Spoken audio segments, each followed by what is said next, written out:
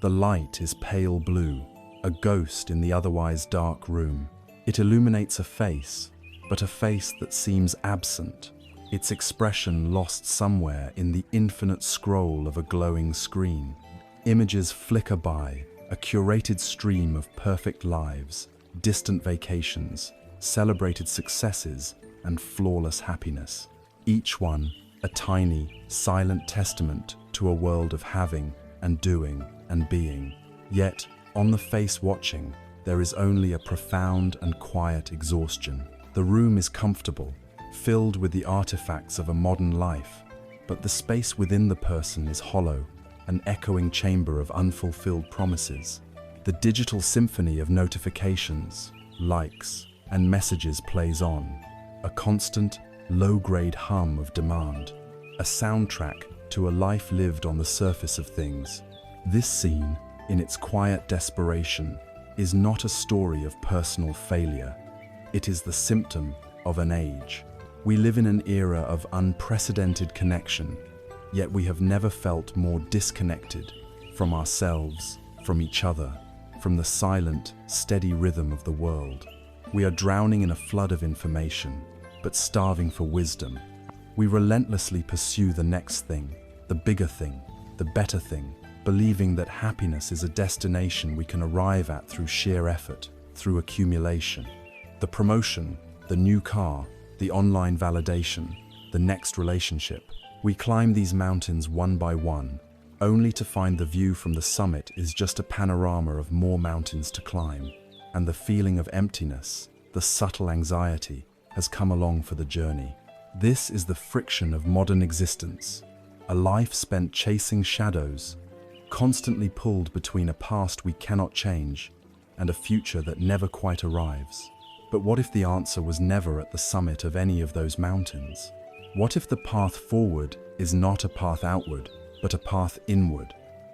What if the peace we crave is not something to be acquired, but something to be uncovered? There exists an ancient map, a guide for navigating the inner landscape of the human heart and mind. It is not a religion that demands blind faith, but rather a science of experience, a practical manual for consciousness that has been tested and refined for over 2,500 years. It suggests that the chaos of the world is a reflection of the chaos within our own minds, and that by understanding the nature of our mind, we can find a stillness that is unshaken by the storms outside.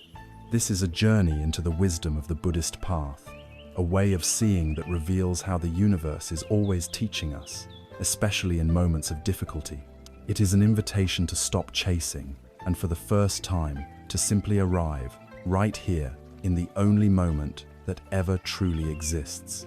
To begin this journey inward, we must first have the courage to look directly at the nature of our own lives, not as we wish them to be, but as they are. In the language of this ancient path, the starting point for all spiritual inquiry is a single word, dukkha. This word is often translated from the Pali language as suffering, and that translation, while not entirely wrong, can feel heavy and perhaps even alienating. You might look at your life with its moments of joy, its comforts, and its successes, and think to yourself, I am not truly suffering. But dukkha points to something far more subtle, more pervasive, and more universally human than just overt pain. A better translation might be unsatisfactoriness or a fundamental disquiet. It is the low-grade, background hum of incompleteness that follows us even on our best days. It is the subtle friction we feel against the world, the sense that something is not quite right, not quite settled. Dukkha is the recognition that the mechanics of our ordinary, unexamined existence are inherently flawed, like a beautiful wheel that is slightly off its axle, creating a constant, subtle wobble with every turn.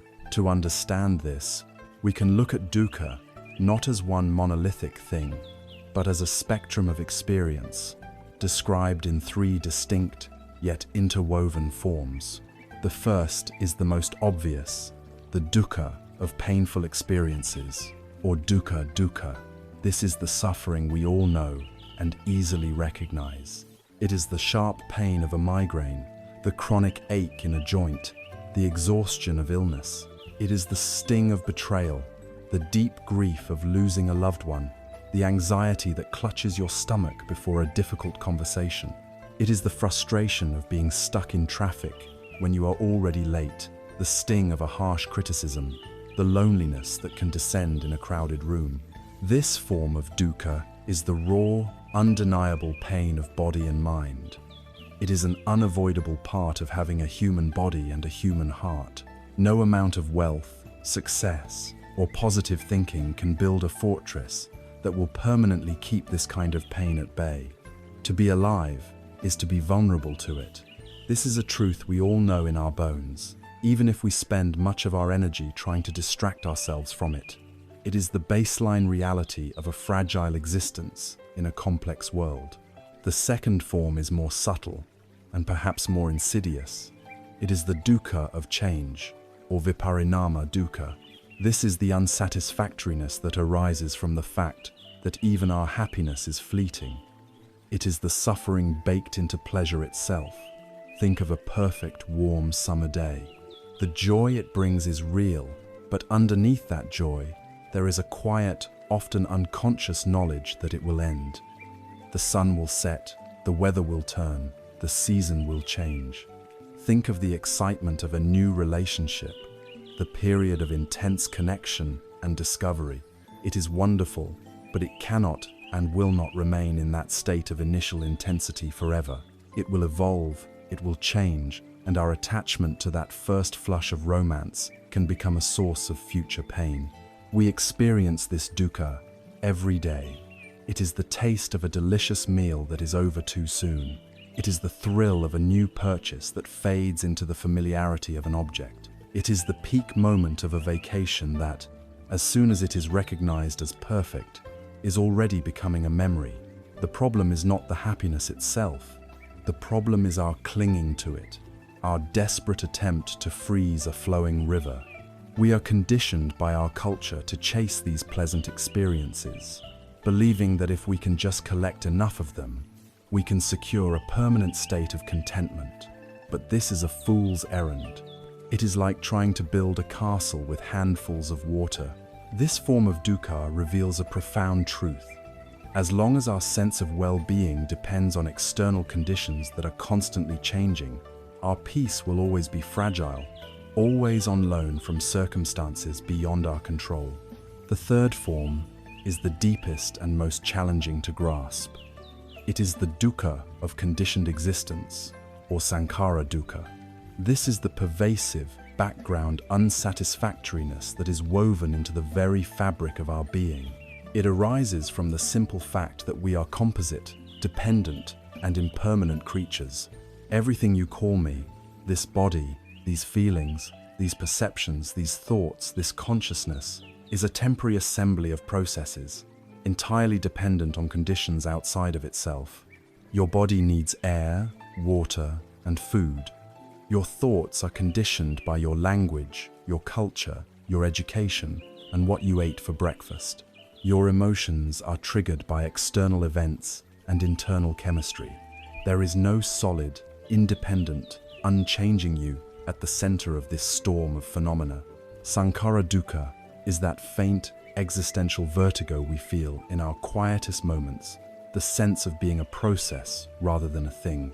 It is the subtle stress of having to maintain an identity, of propping up a sense of self that is fundamentally unstable. It is the reason why, even in the absence of overt pain, and even when our pleasant experiences are not immediately fading, there can still be a layer of unease, a sense of precariousness. It is the unsatisfactoriness of knowing, deep down, that the ground beneath our feet is not solid. It is the fundamental vulnerability of being a conditioned being in a conditioned world. To speak of these things, to name dukkha in all its forms, can sound pessimistic. Our culture tells us to look on the bright side, to focus on the positive, to ignore the negative. But this is not pessimism, it is a profound and compassionate realism. Imagine going to a doctor with a persistent illness. A doctor who pats you on the back and says, "Just think positive thoughts. "Don't dwell on the pain," is not helping you. They are condemning you to continued sickness. The truly compassionate and wise doctor is the one who performs a thorough examination and gives you an honest, accurate diagnosis. They say, "This is the problem. This is what is causing your pain." That diagnosis is not a cause for despair. It is a cause for hope, because only by clearly identifying the illness can we begin to formulate a cure. In the same way, the Buddha was the great physician of the human mind. The first noble truth, the truth of dukkha, is his diagnosis. It is an act of supreme kindness. It tells us that the anxiety, the dissatisfaction, and the pain we feel are not a sign that we are uniquely broken or that we have failed at life. It is a universal condition. It is the starting point for everyone. There is a famous story that illustrates this with beautiful clarity. A young woman named Kisagotami lived in a village and had a single, beloved son. He was the light of her life. But one day, the child fell ill and died. Kisagotami was consumed by a grief so powerful that it warped her reality. She refused to believe her son was dead. Clinging to his small, lifeless body, she went from house to house, from person to person, desperately begging for a medicine that could bring him back. Some people turned away from her madness. Others pitied her. Finally, someone suggested she go see the Buddha, the enlightened one. She rushed to him, laid her son at his feet, and pleaded for the miracle medicine. The Buddha looked at her with immense compassion and said, "There is only one medicine that can help. Go into the village and bring me back a single mustard seed. But there is one condition. The seed must come from a house where no one has ever died." Filled with a desperate hope, Kisagotami began her quest. At the first house, a kind woman offered her a handful of mustard seeds. But when Kisagotami asked if anyone in this house had ever known death, the woman's face fell. "Oh, my child," she said, "the living are few, but the dead are many. We lost our father just last year." Kisagotami went to the next house, and the next, and the next. The story was always the same. Every family had a story of loss. A husband, a wife, a child, a parent, a sibling. House by house, her frantic, personal grief began to soften, transformed by the vast, shared ocean of human sorrow. She began to see that her pain was not a unique curse, but a common bond. The life of her son was precious, but it was also impermanent, just like every other life. Her tears were no longer just for her son, but for all of humanity. She finally understood. She returned to the Buddha, empty-handed, but with a heart full of profound, sober wisdom. "Kisagotami," he asked gently, "did you bring the mustard seed?" And she replied, "The work is done, my lord. The lesson is learned. The dead are more numerous than the living." In that moment, Kisagotami had taken the first and most crucial step on the path. She had faced the truth of dukkha, not as an abstract idea, but as a lived reality. She saw that impermanence and loss are not punishments, but are simply the nature of things. This recognition did not erase her pain, but it robbed it of its isolation and its terror. It placed her suffering in its proper context, as a part of the vast, intricate, and often painful tapestry of life itself. Acknowledging this is not an act of surrender to despair. It is an act of supreme courage. It is the moment we stop running from reality and turn to face it with open eyes and an open heart. It is the beginning of true wisdom. And once we have been brave enough to accept this diagnosis, to see the nature of our disquiet for what it is, a new question can finally, and hopefully, arise within us. If this is the condition, then what is its cause? Once we have gathered the courage to look directly at the universal condition of disquiet, of dukkha, our journey requires a second step. A diagnosis, no matter how accurate, is incomplete without an understanding of the cause. If we are to find relief from this fundamental unsatisfactoriness, we cannot simply treat the symptoms. we must find the root of the malady itself. The great insight of the Buddhist path, articulated in the second noble truth, is that the primary cause of our suffering is not external. It does not lie in our circumstances, our boss, our partner, or the state of the world. The cause is internal, an architect of stress hidden deep within our own minds. This hidden architect is a force known in Pali as tanha. The word tanha is often translated as craving or desire, but its essence is more accurately captured by the word thirst. It is not a gentle wishing, but a deep, driving, instinctual urge. It is the parched feeling in the soul that constantly seeks quenching. It is the perpetual leaning forward of the mind, always reaching for something other than what is present in this moment. This thirst is the engine that drives the cycle of dukkha, the relentless motor that propels us from one moment of dissatisfaction to the next. It is not inherently evil, but it is blind. It operates from a fundamental misunderstanding, believing that if it can just grasp the right object, the right experience, or the right state of being, it will finally find lasting satisfaction. This relentless thirst manifests in our lives in 3 distinct flavors, each one a different strategy for trying to quench the unquenchable. The first, and most easily recognizable, is kama tanha, the thirst for sense pleasures. This is the craving for experiences that are pleasing to our 6 sense sight: sound, smell, taste, touch, and the mind itself, which, in this context, is considered a sense organ that perceives thoughts and ideas. It is the urge that pulls you toward the refrigerator for a snack you don't need, simply for the pleasure of the taste.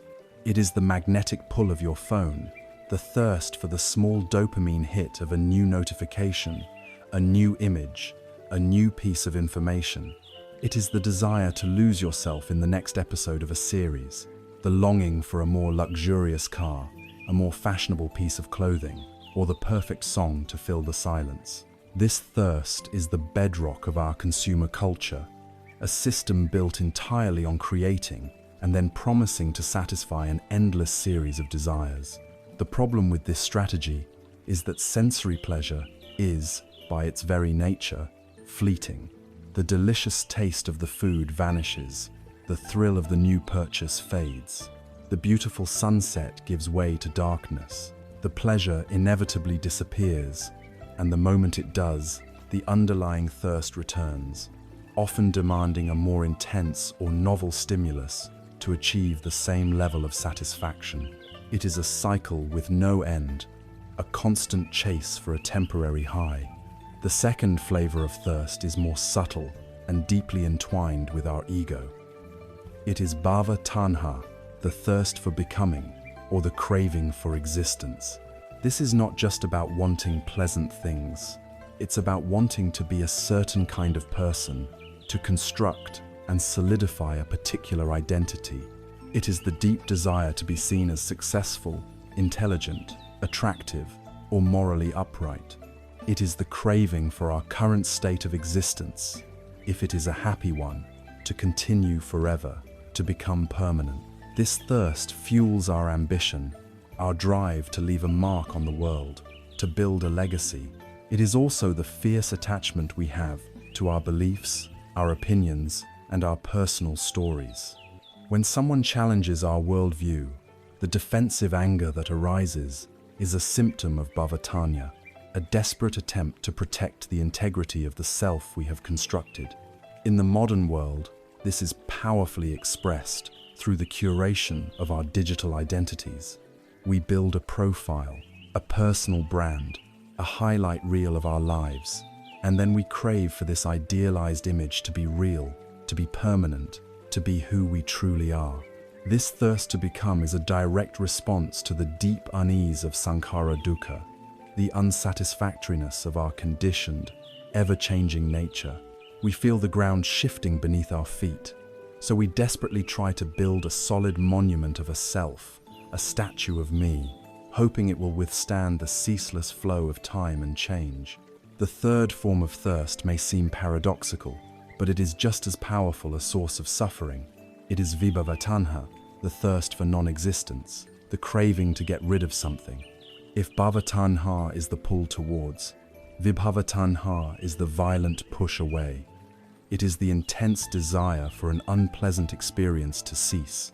In its most extreme form, it can manifest as suicidal ideation, the desire to annihilate the self and its pain altogether. But in our daily lives, it is a constant companion. It is the wave of anger that wishes to destroy an obstacle. It is the irritation at a noise that interrupts our concentration. It is the aversion to a person whose views we despise. It is the desperate desire for our own anxiety, boredom, or sadness to just go away. This craving to get rid of is the energy behind all forms of aversion, from mild annoyance to violent hatred. It also drives our escapist behaviors. The impulse to numb ourselves with alcohol, to lose ourselves in workaholism, or to distract ourselves with mindless entertainment is often a manifestation of vibhavatana. It is the thirst for the present reality, with all its discomfort, to be annihilated. Like the other thirsts, this one is based on a misunderstanding. It believes that peace can be found by destroying or rejecting a part of our experience. But this act of pushing away is itself a form of intense engagement, a form of clinging. It binds us tightly to the very thing we are trying to escape, fueling a cycle of frustration and exhaustion. These three thirsts, the craving for pleasure, the craving to become, and the craving to get rid of, fare the secret architects of our inner world, constantly designing and building our cages of dissatisfaction. They create a relentless feedback loop. A thirst arises, we follow its command. We grasp at the pleasure, or the identity, or the annihilation of our pain. For a brief, shining moment, we might feel a sense of satisfaction or relief. But because the object of our craving is impermanent, the satisfaction evaporates, and in its wake, the original thirst returns, now reinforced by the memory of that fleeting relief. We become convinced that the strategy was right. We just need to try harder, to get more, to be better, to push away more forcefully. We are caught on a wheel of our own making. There is a powerful, ancient metaphor that perfectly illustrates the self-defeating nature of tanha. Imagine you are a castaway, adrift on a raft in the middle of a vast, empty ocean. The sun is merciless. Your throat is cracked and dry, and you are tormented by a desperate, all-consuming thirst. You are on the verge of perishing, and all around you, stretching to the horizon in every direction, is water, an endless supply of what seems to be the very thing you need. In your delirium, you can no longer resist. You lean over the side of the raft, cup your hands, and take a long, deep drink of the cool, salty water. For a single, deceptive moment, there is relief. The coolness is a balm on your parched throat. But almost immediately, the illusion is shattered. The immense quantity of salt in the seawater begins to draw the remaining moisture out of your body's cells.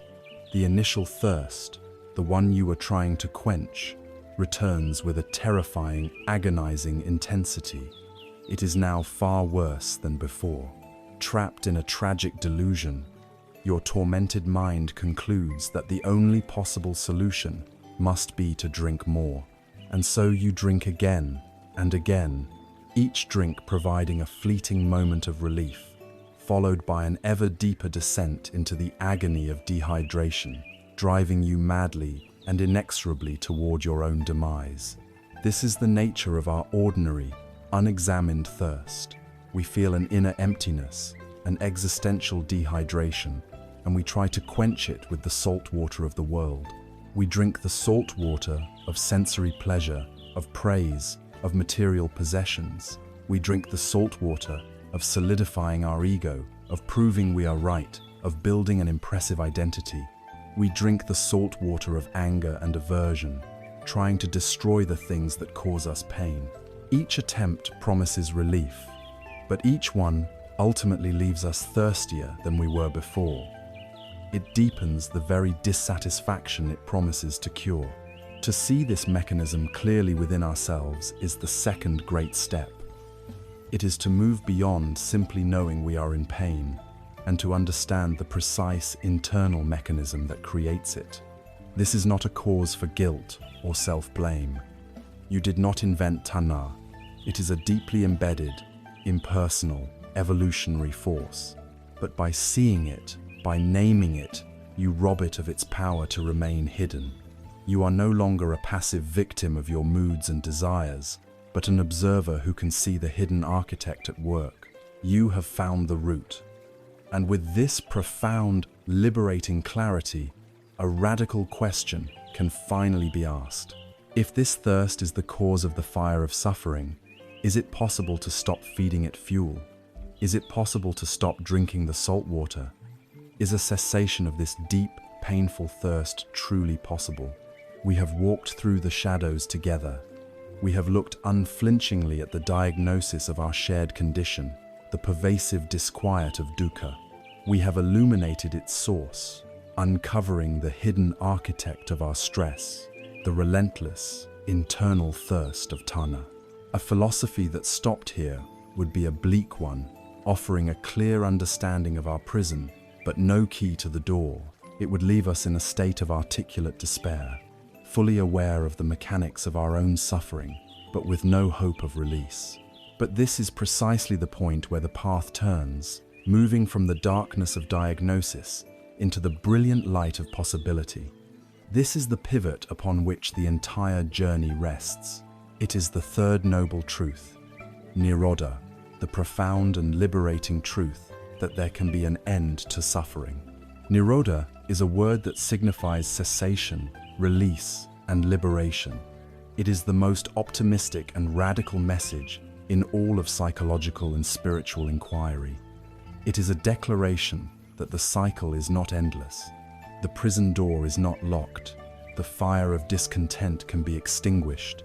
It asserts that the human mind, which has become entangled in patterns of craving and aversion, can also become disentangled.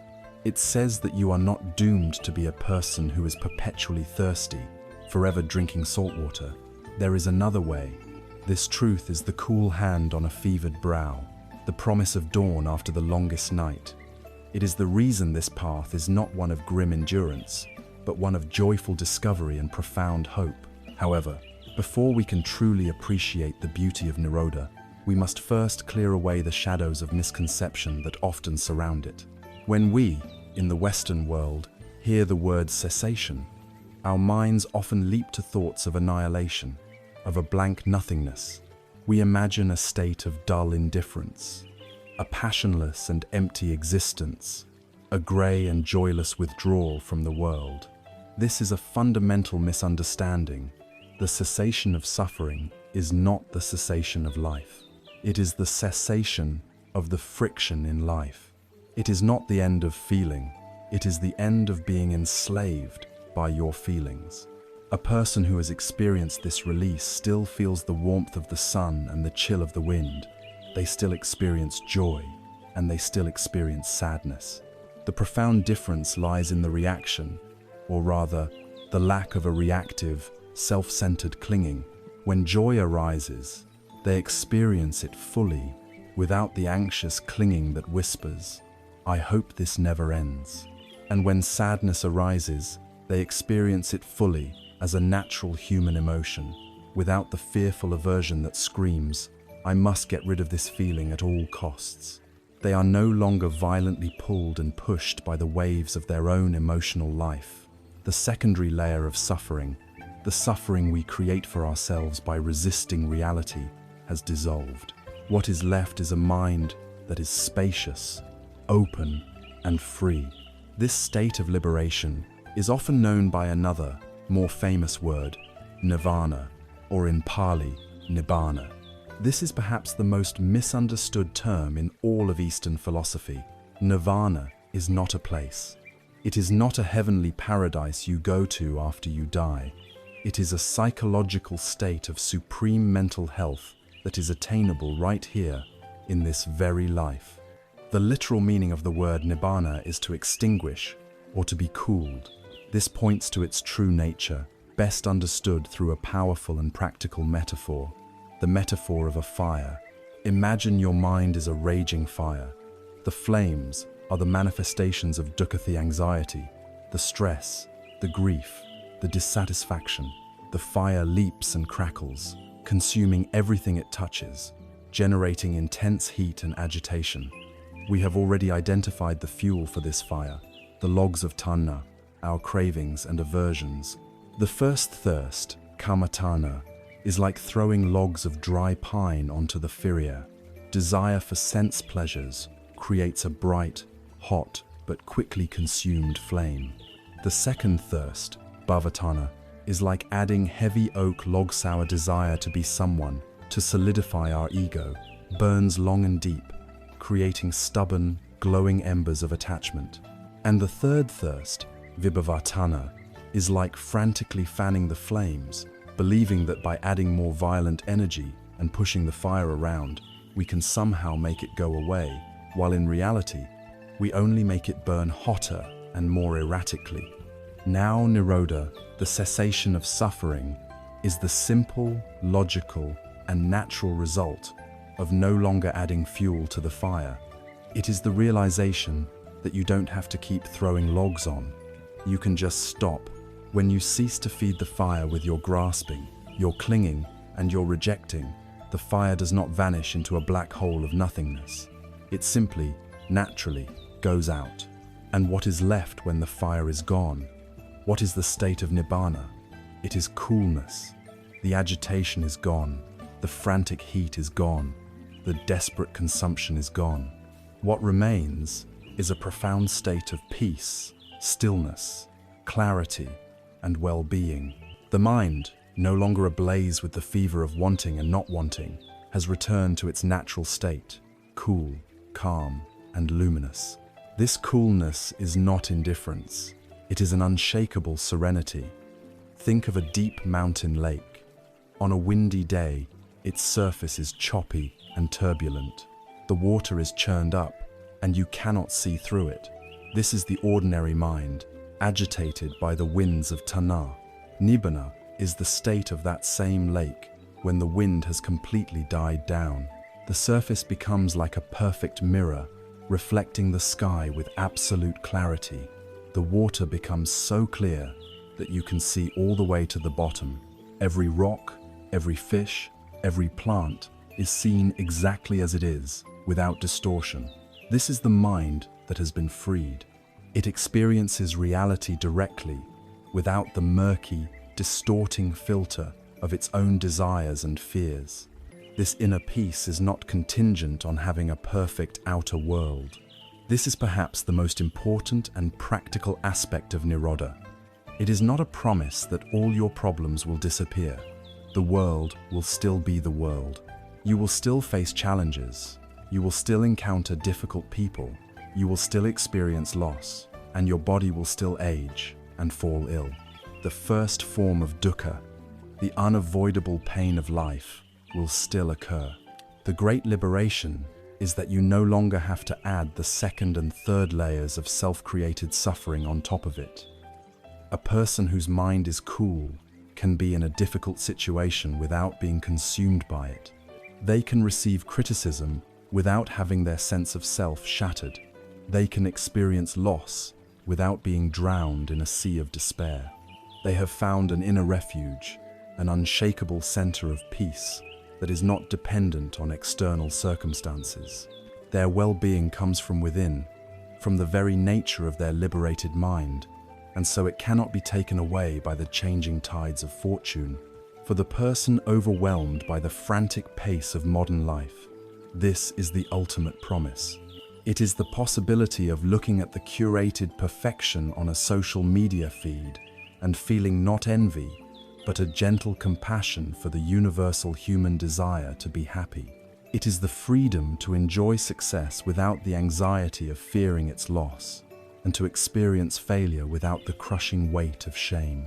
It is the discovery of a profound contentment that does not depend on the next paycheck, the next vacation, or the next relationship. It is, in essence, the end of the exhausting game of drinking salt water. So we stand at a breathtaking vista. We have seen the illness, dukkha. We have understood its cause, tanha.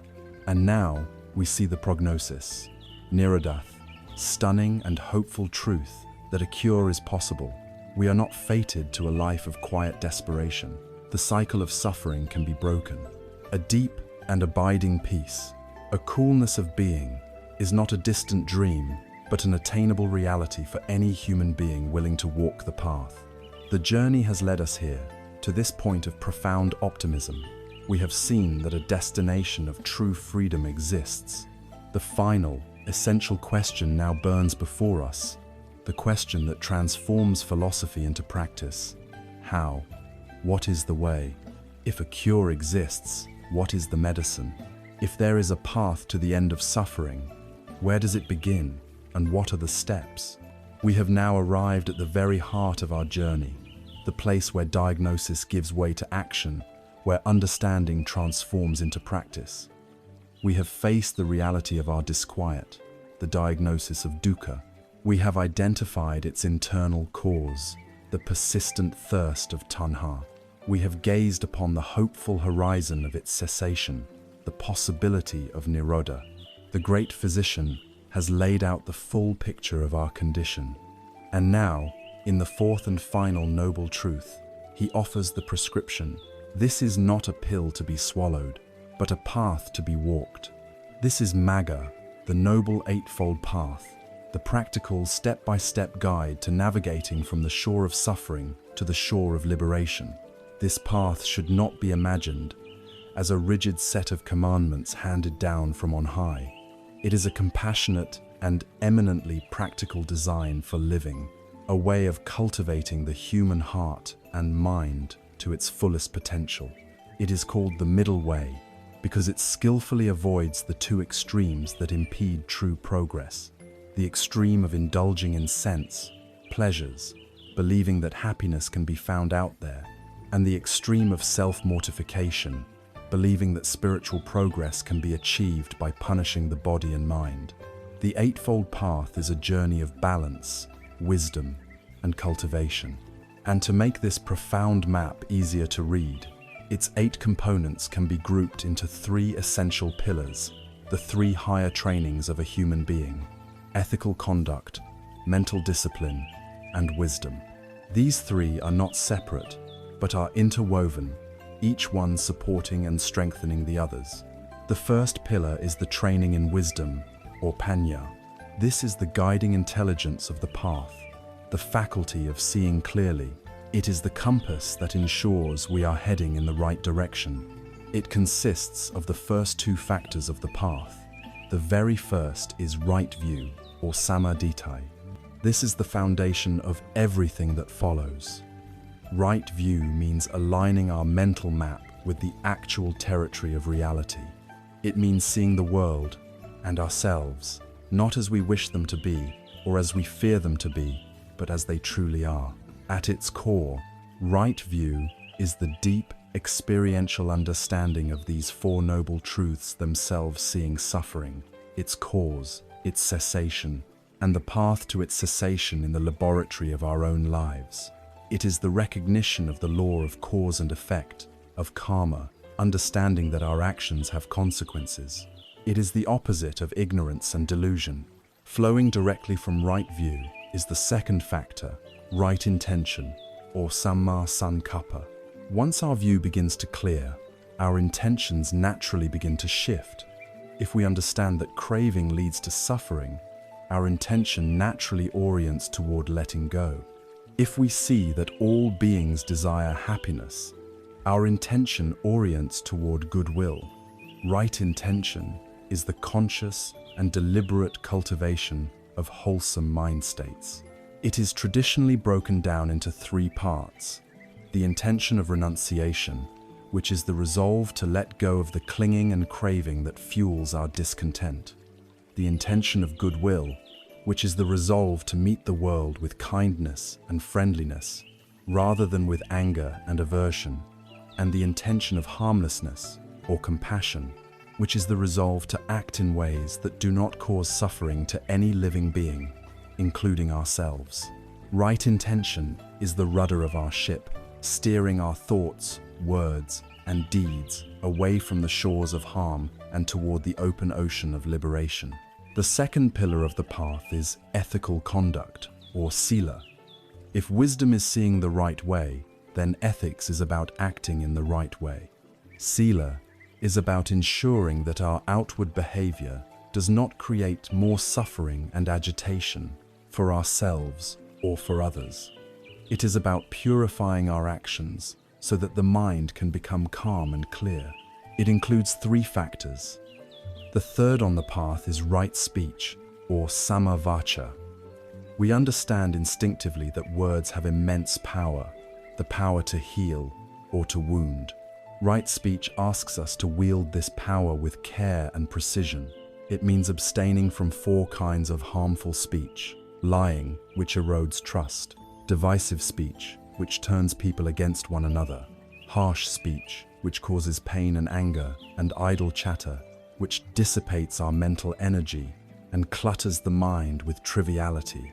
In our modern world, saturated with gossip, online outrage, and careless communication, the practice of right speech is more vital than ever. The fourth factor is right action, or samma kammanta. This is the application of ethical principles to our physical behavior. It is about embodying our good intentions through our deeds. This involves abstaining from 3 core actions: taking the life of any sentient being, taking what is not freely given, which is the act of stealing, and engaging in sexual misconduct, which can be understood as any sexual behavior rooted in exploitation, harm, or selfish craving, rather than in mutual respect, care, and love. Right action is the simple, powerful practice of moving through the world without causing harm. The fifth factor, right livelihood, or samma ajiva, extends this ethical consideration to how we sustain ourselves. It means earning a living in a profession that is not harmful to others. This involves avoiding work connected to the trading of weapons, human beings, meat, intoxicants, or poisons. More broadly, it means striving to align our work life with our deepest values, ensuring that the way we spend the majority of our waking hours is not a source of conflict with our spiritual aspirations. It recognizes that our economic activity is not separate from our inner life. The third and final pillar is the training in mental discipline, or samadhi. This is the heart of meditative practice. It is about taming and training the wild, untamed mind so that it can become a powerful instrument of insight and peace. It consists of the final 3 factors. The 6th is right effort, or samma vayama. This is not the brute force, tense effort we often associate with the word. It is a skillful, balanced, and joyful energy. It is the work of a wise gardener of the mind who diligently engages in 4 tasks, preventing new, unwholesome states like anger or jealousy from arising, abandoning any unwholesome states that have already arisen, actively cultivating new, wholesome states like kindness and generosity, and maintaining and nurturing the wholesome states that are already present. It is the gentle but persistent application of energy in the service of our own liberation. The 7th factor is right mindfulness, or samma sati. This is the quality of awareness that is central to the entire path. It is the practice of paying attention in the present moment without judgment. It is the clear, unbiased observation of our own experience as it unfolds, moment by moment, the sensations in our body, the arising and passing of feelings, the ceaseless flow of thoughts, and the nature of reality itself. Mindfulness is the master faculty that allows us to see dukkha as it arises, to recognize tanha the moment it appears, and to experience the coolness of nirodha in moments of non-clinging. It is the practice of simply being here, fully awake to our lives. Finally, the 8th factor is right concentration, or sama samadhi. As a result of sustained right effort and right mindfulness, the mind, which is usually scattered and fragmented, can become unified and calm. Right concentration is the ability to focus the mind on a single object or sensation, leading to states of deep tranquility and absorption. When the mind is this calm and collected, it becomes like a laser beam, capable of penetrating into the deepest truths of existence. It is this concentrated, stable mind that can truly uproot the deepest tendencies of craving and ignorance. These 8 factors are not a sequence of steps to be mastered one by one. They are facets of a single, holistic way of life, each one supporting all the others. They are like the strands of a single, strong rope. Living ethically calms the mind and reduces guilt, making meditation easier. A calm, concentrated mind is the perfect tool for seeing reality clearly, which is the essence of wisdom. And, as our wisdom deepens, our desire to live ethically and practice meditation becomes even stronger. They grow together in a beautiful, upward spiral. There is a timeless story that illustrates the nature of this path. A person stands on the bank of a great, raging river. This shore represents the world of suffering, confusion, and fear. The far shore, barely visible through the mist, is the land of peace, safety, and liberation nirvana. There is no bridge, no ferry. To stay is to risk being swept away by the current. So the person, being wise, does not despair. They gather materials from the shore they are on: reeds, branches, logs, and vines. These materials are the 8 factors of the path. Diligently, with right effort, they bind them together, creating a sturdy raft. Then, using this raft, they push off into the dangerous current. They paddle with their hands and feet, crossing the river, and safely arrive on the far shore. Now, having reached the land of liberation, what should they do? The Buddha asked, would it be wise for this person to hoist the heavy raft onto their shoulders and carry it with them across the land, simply because it was so useful? Of course not. The wise person would leave the raft at the water's edge, grateful for its service, and walk freely into the new land. The path is this raft.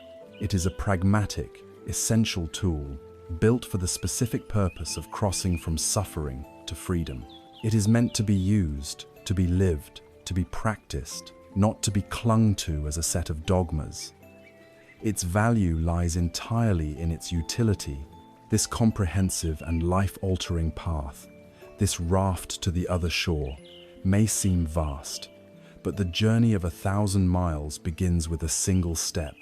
The construction of this great raft begins with learning to handle the first and most fundamental tool, and that tool is something we carry with us every moment of our lives. It is the foundation of mental discipline, the anchor in the storm, the starting point of it all. We begin where all of life begins. We begin with the breath. And so, we arrive at the practice itself. We have the map of the eightfold path. And now we must learn to use its most fundamental tool. This is where the abstract concepts of wisdom and liberation begin to take root in the soil of our direct experience. We begin the training in mental discipline, samadhi, and the first step is to learn how to sit with ourselves. The word meditation itself can feel intimidating. We may picture an impossibly serene monk sitting motionless for hours, his mind a perfect, thought-free void.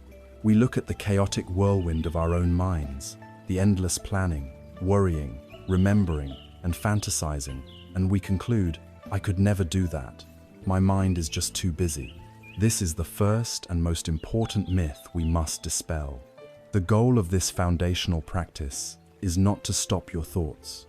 To try and stop thinking is like trying to command the ocean to be still.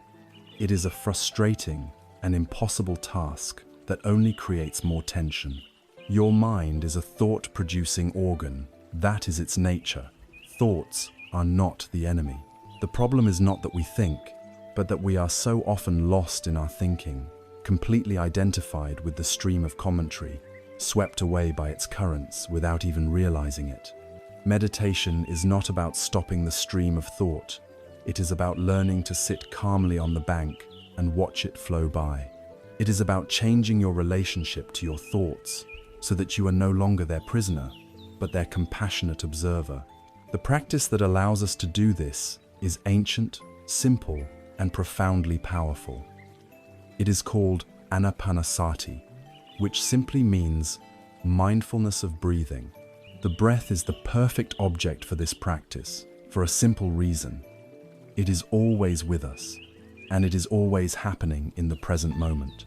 You cannot take a breath in the past. You cannot exhale in the future. Your breath is anchored, immovably, in the here and now. Therefore, whenever your attention is on the full, felt sensation of your breathing, you are, by definition, grounded in the present moment. This is the only place where life is actually lived, the only place where peace can be found. To begin, you don't need any special equipment or beliefs. You simply need to find a place where you can sit for a few minutes without being disturbed. You can sit on a cushion on the floor, or you can sit on a chair. The key is to create a posture of dignity and alertness. Allow your spine to be upright, but not rigid. Let your shoulders relax, your hands rest comfortably in your lap, and your eyes gently close, or remain softly open with a downward gaze. This posture itself is a communication to your body and mind. For these next few moments, we are choosing to be present. Now, simply bring your awareness to the physical sensation of your breathing. You don't need to control it, deepen it, or change it in any way. Just allow it to be natural. Let the body breathe itself. Your only task is to feel it. You might choose to rest your attention at the tip of your nostrils, feeling the subtle sensation of the cool air entering as you inhale and the slightly warmer air leaving as you exhale. Or you might prefer to rest your attention on your abdomen, feeling the gentle rise as the breath flows in and the gentle fall as the breath flows out. Choose one spot and let your attention rest there, as lightly as a butterfly on a flower. Feel the beginning of the in-breath, its middle and its end. Feel the pause. Feel the beginning of the out-breath, its middle and its end. This is your anchor. This is your home base. And now, the inevitable will happen. After a few seconds, or perhaps a minute if you are lucky, your mind will wander. It will be seduced by a thought, a sound, a memory, a plan for dinner, a worry about work. It will drift away from the breath. Please listen to this next part carefully, for it is the most important instruction in the entire practice. This is not a mistake. You have not failed. This is not a sign that you are bad at meditation. This is simply what minds do. It is the untamed nature of the mind to wander. The truly magical moment in the practice is not the moment you are focused on the breath. It is the moment you realize you have wandered away. That moment of gentle, non-judgmental recognition, my mind has been thinking. That is the moment of mindfulness. That is the moment of waking up. That is the victory. And in that moment of waking up, what do? You don't scold yourself. You don't sigh in frustration. You simply, and with great kindness, acknowledge where the mind has been planning, worrying, and then you gently, patiently escort your attention back to the physical sensation of the breath. That's it. That is the entire practice. It is not about staying with the breath. It is about the gentle, compassionate, and repeated act of returning to the breath over and over and over again. Each return is a single repetition of a mental push-up, strengthening the muscle of your attention and your compassion. There is a simple, scientific reason why this practice is so calming. Our modern lives often keep us in a state of low-grade, chronic activation of the sympathetic nervous system, the fight or flight response. Deadlines, traffic, financial worries, and the constant barrage of digital notifications all send signals to our ancient brain that we are under threat. This releases stress hormones like cortisol and adrenaline, increasing our heart rate and agitation. When you deliberately place your attention on the gentle rhythm of your breathing, you are sending a powerful counter-signal. You are activating the parasympathetic nervous system, the rest and digest response. The conscious attention on the breath tells your entire being on a profound physiological level that you are safe. The threat has passed. You can relax. Your heart rate slows. Your blood pressure lowers. And the frantic activity of the mind begins to settle, just as mud settles in a jar of water when it is left undisturbed. There is a wonderful story that depicts this process of taming the mind. The untamed mind is compared to a powerful, wild elephant. It is full of immense energy, but because it is wild, it is driven by fear and instinct. It crashes through the jungle, uprooting trees, terrifying other creatures, a danger to itself and everything around it. This elephant is your mind, lost in the chaos of tanha. The meditator is the wise elephant tamer. The tamer's first task is not to beat the elephant into submission, but to tame it. To do this, they need two things: a very strong rope and a very sturdy post. The rope is the faculty of mindfulness, sati. The sturdy post is the object of meditation, in our case, the breath. The tamer approaches the elephant and gently but firmly ties the rope around its neck and the other end to the sturdy post. At first, the elephant is furious. It trumpets and roars. It pulls and strains against the rope, trying with all its might to break free and run back into the jungle of distraction. It exhausts itself in this struggle. The wise tamer does not fight the elephant. They simply stand back and make sure the rope is secure and the post is strong. Gradually, over time, the elephant realizes that its struggle is futile. It cannot break free. It begins to calm down. It learns that the area around the post is a place of safety. Eventually, it becomes so peaceful and trusts the tamer so completely that it will stand calmly by the post even without the rope. The elephant's incredible strength has not been destroyed. It has been harnessed. Now, this focused, powerful animal can be guided to do constructive work, like clearing fields and building villages. Your mind is this elephant. Its power is immense. Left untamed, it creates havoc and suffering. By gently but persistently tying it to the post of the breath, we are not trying to destroy its energy. We are taming it. We are transforming it from a source of chaos into a powerful instrument of wisdom, clarity, and compassion. The practice of anapanasati is this simple, profound act of tying the elephant to the post. It is the foundational skill, the starting point for developing the calm and stable mind necessary for the journey ahead. But this is only the beginning. This practice teaches us to find stillness in silence. The next step is to learn how to carry this stillness with us out into the noisy, complex, and beautiful world. The next step is to expand our awareness from the anchor of the breath to the entirety of our lives. The practice of anchoring the mind to the breath is the first great training in stillness. It is the act of tying the wild elephant of the mind to a sturdy post, allowing it to find peace and calm in one place. But we cannot spend our entire lives sitting in silence, tethered to our meditation cushion.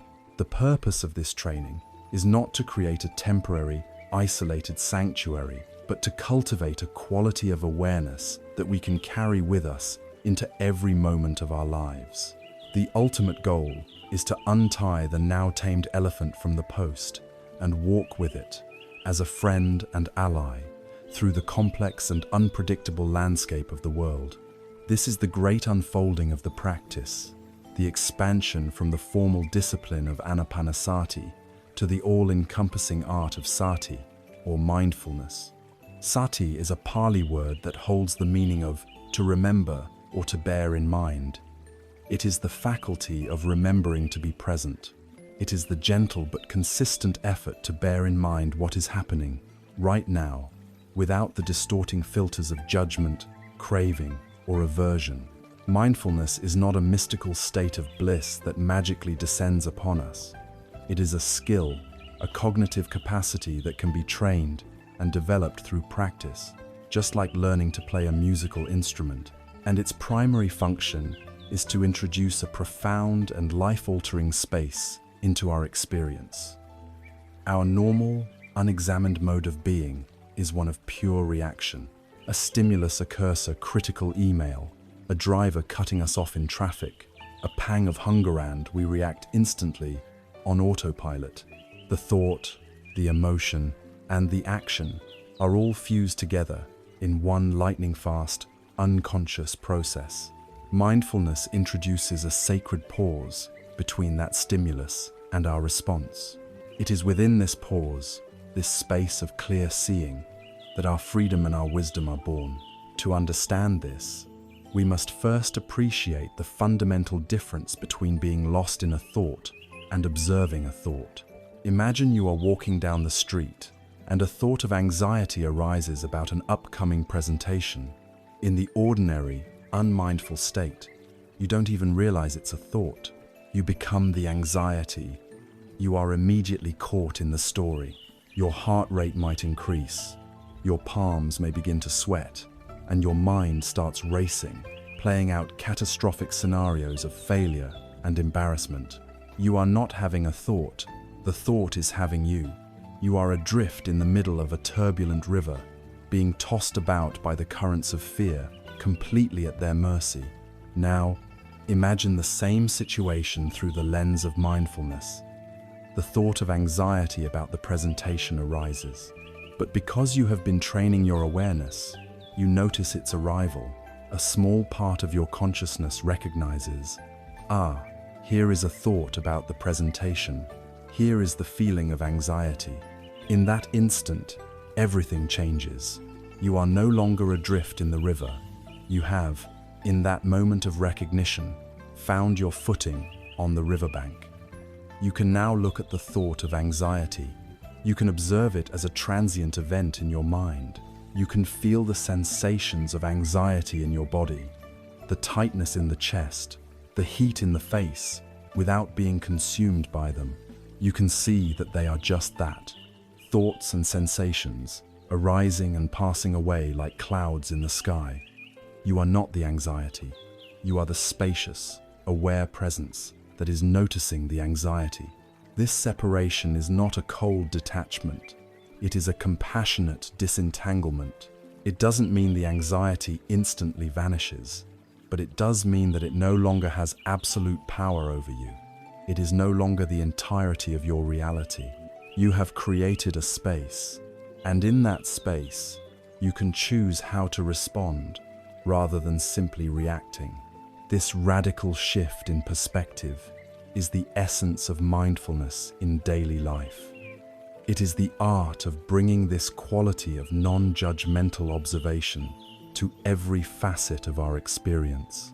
The classical teachings on mindfulness break this down into 4 key areas, or foundations, which we can explore to bring this practice alive.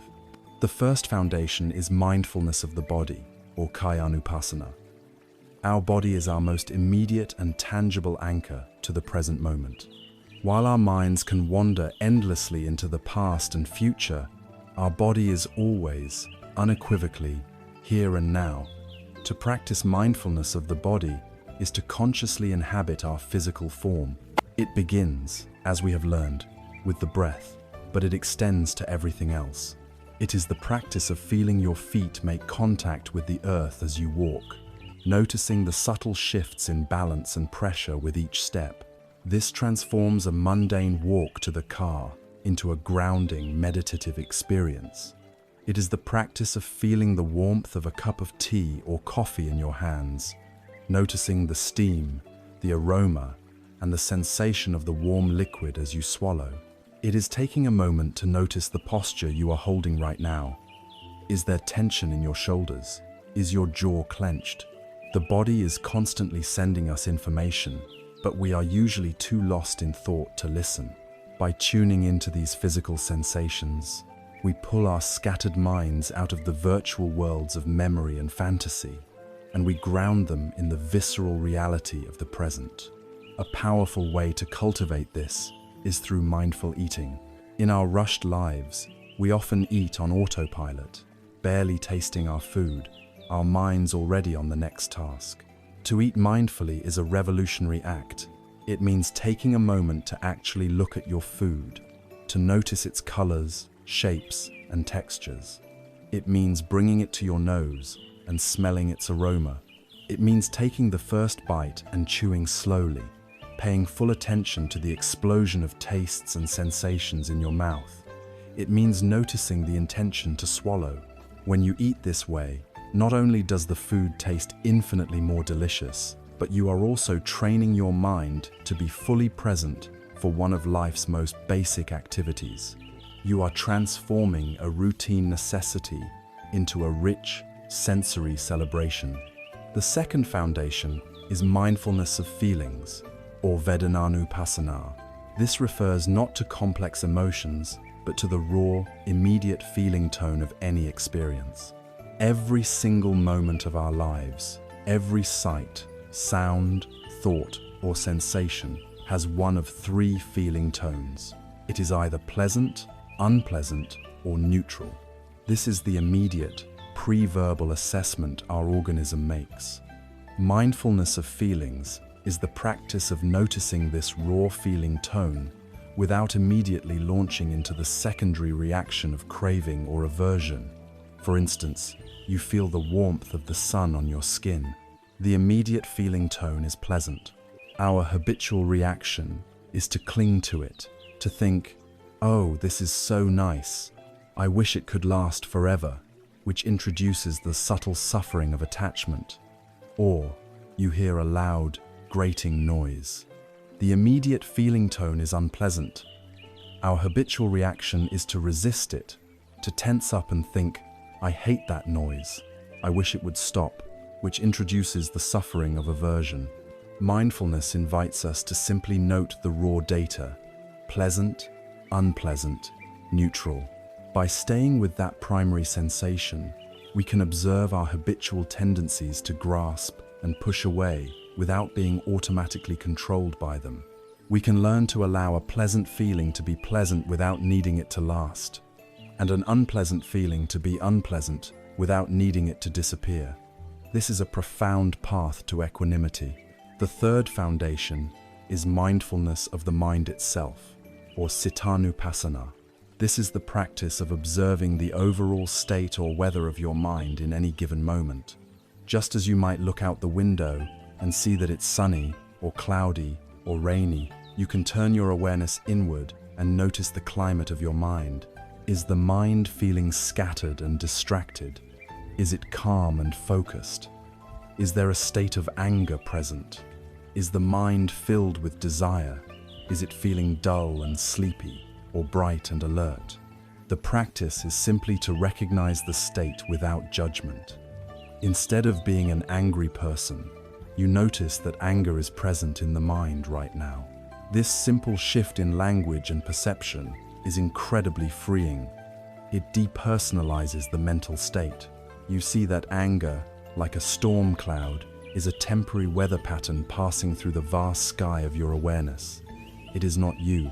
By recognizing the state of your mind, you are less likely to be blindly driven by it, and you can more wisely choose how to proceed. The fourth and final foundation is mindfulness of mental objects, or Dhammanupassana. This is the practice of observing our experience through the clarifying lens of the core teachings themselves. It is seeing reality in action. For example, when you find yourself caught in a strong craving for a new gadget, you can mindfully observe it and note, this is tanha. This is the thirst for sense pleasure. When you achieve a long-sought goal and feel a moment of elation, followed quickly by a sense of, what's next? You can observe this process and note, this is anicca, this is impermanence in action. The pleasant feeling did not last. When you are about to react angrily to a comment, you can catch the impulse and see it not just as anger, but as a manifestation of aversion, one of the three poisons. This is not a dry, intellectual exercise. It is the process of seeing for yourself that these principles are not abstract doctrines. but are living laws that govern every moment of your experience. It is the integration of wisdom and awareness.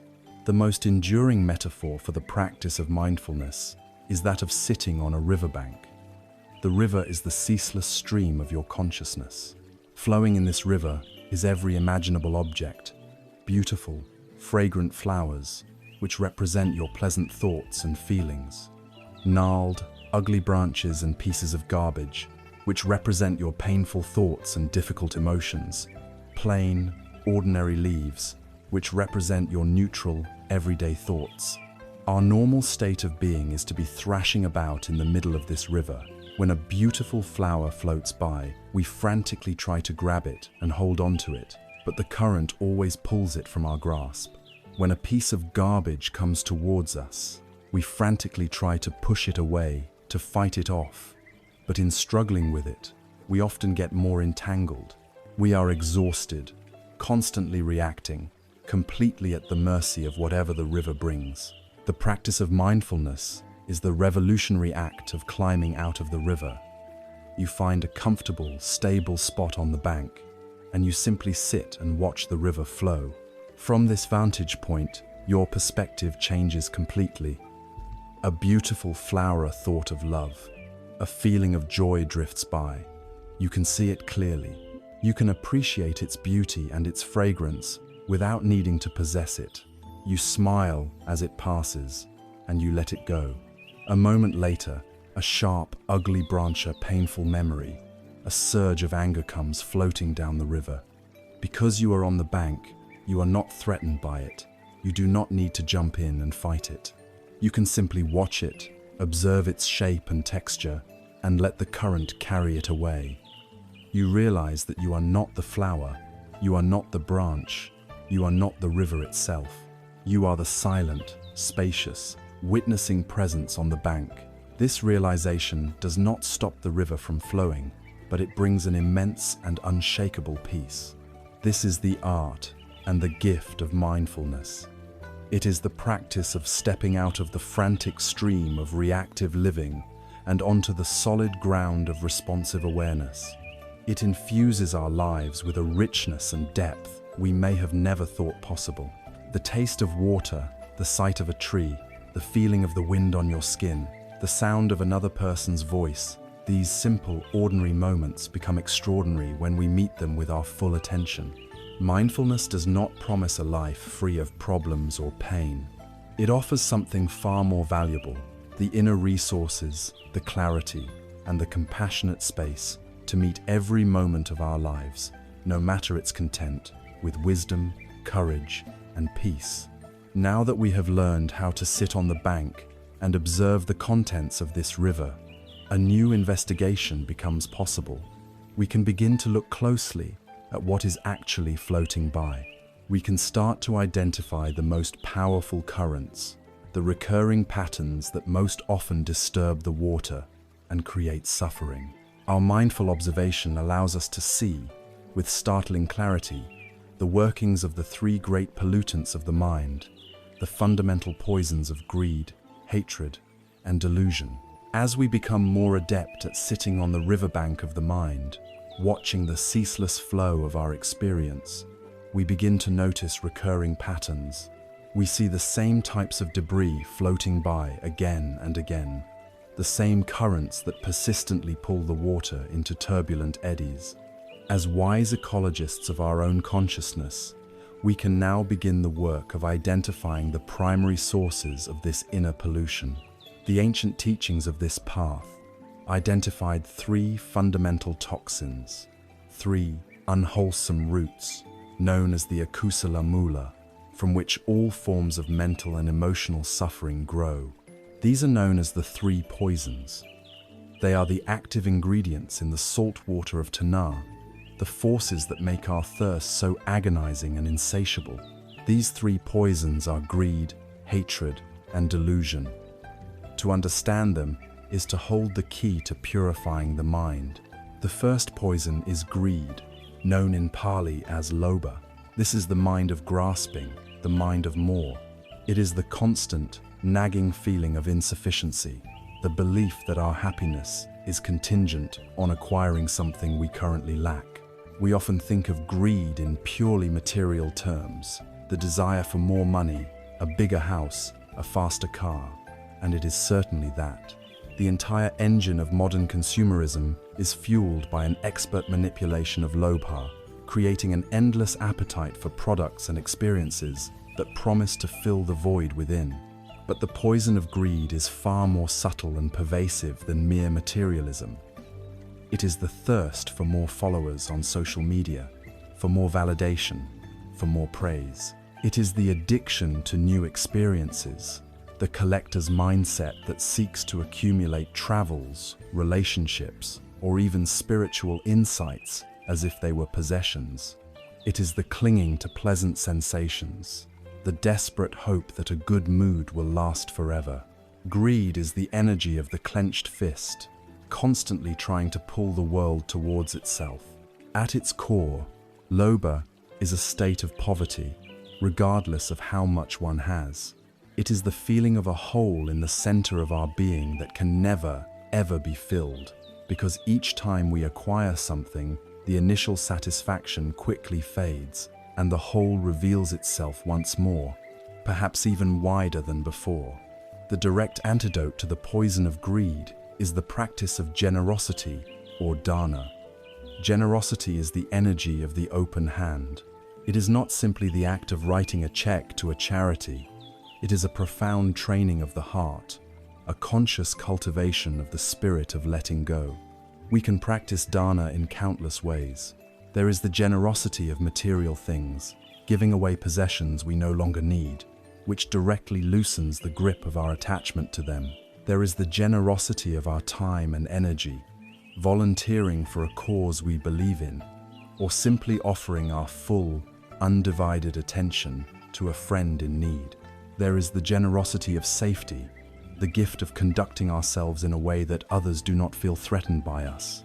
And there is the generosity of sharing wisdom and understanding, offering guidance without arrogance.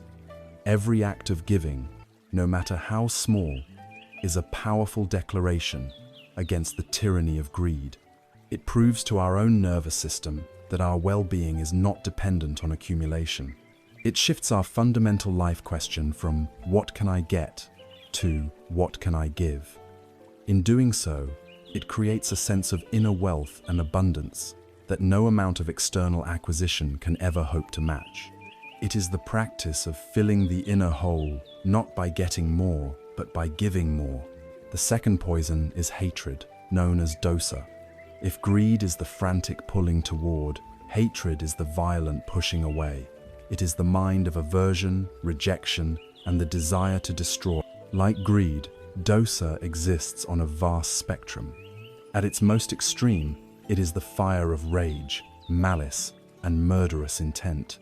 But in our daily lives, it manifests in much more common and subtle forms. It is the irritation we feel when we are interrupted. It is the impatience that boils up in a slow-moving line. It is the harsh judgment we pass on a stranger's appearance or a colleague's mistake. It is the cold resentment we hold on to after an argument, replaying the scene in our minds and nursing our grievance. It is the outrage culture that thrives on social media, the tribalistic us versus them mentality that demonizes those with different political or social views. And perhaps most insidiously, dosa is the voice of the inner critic, the constant stream of self-judgment that tells us we are not good enough, smart enough, or worthy enough. Hatred, in all its forms, is a burning state. It consumes our peace, corrodes our relationships, and floods our system with the stressful energy of conflict. It is the mind that says a definitive and violent no to reality. The medicine for the poison of hatred is the cultivation of boundless friendliness and compassion, known as metta and karuna. These practices are the direct antidote because it is impossible for the heart to hold genuine loving kindness and hatred at the same time. Metta, or loving kindness, is the sincere, unconditional wish for all beings, including ourselves, to be happy and at ease. It is a warmth, a radical friendliness that we can actively cultivate through meditation, systematically directing this wish toward ourselves, our loved ones, neutral people, difficult people, and eventually all beings without distinction. It softens the hard, armored shell that hatred builds around the heart. Karuna, or compassion, is the inseparable companion to metta. It is the wish for all beings, including ourselves, to be free from suffering. When we encounter someone acting out of anger or ignorance, instead of meeting their hatred with our own, compassion allows us to see that this person is suffering deeply. Their harmful actions are a symptom of their own inner poison. This perspective does not condone their actions, but it does prevent us from adding our own poison to the situation. It breaks the cycle of reactivity.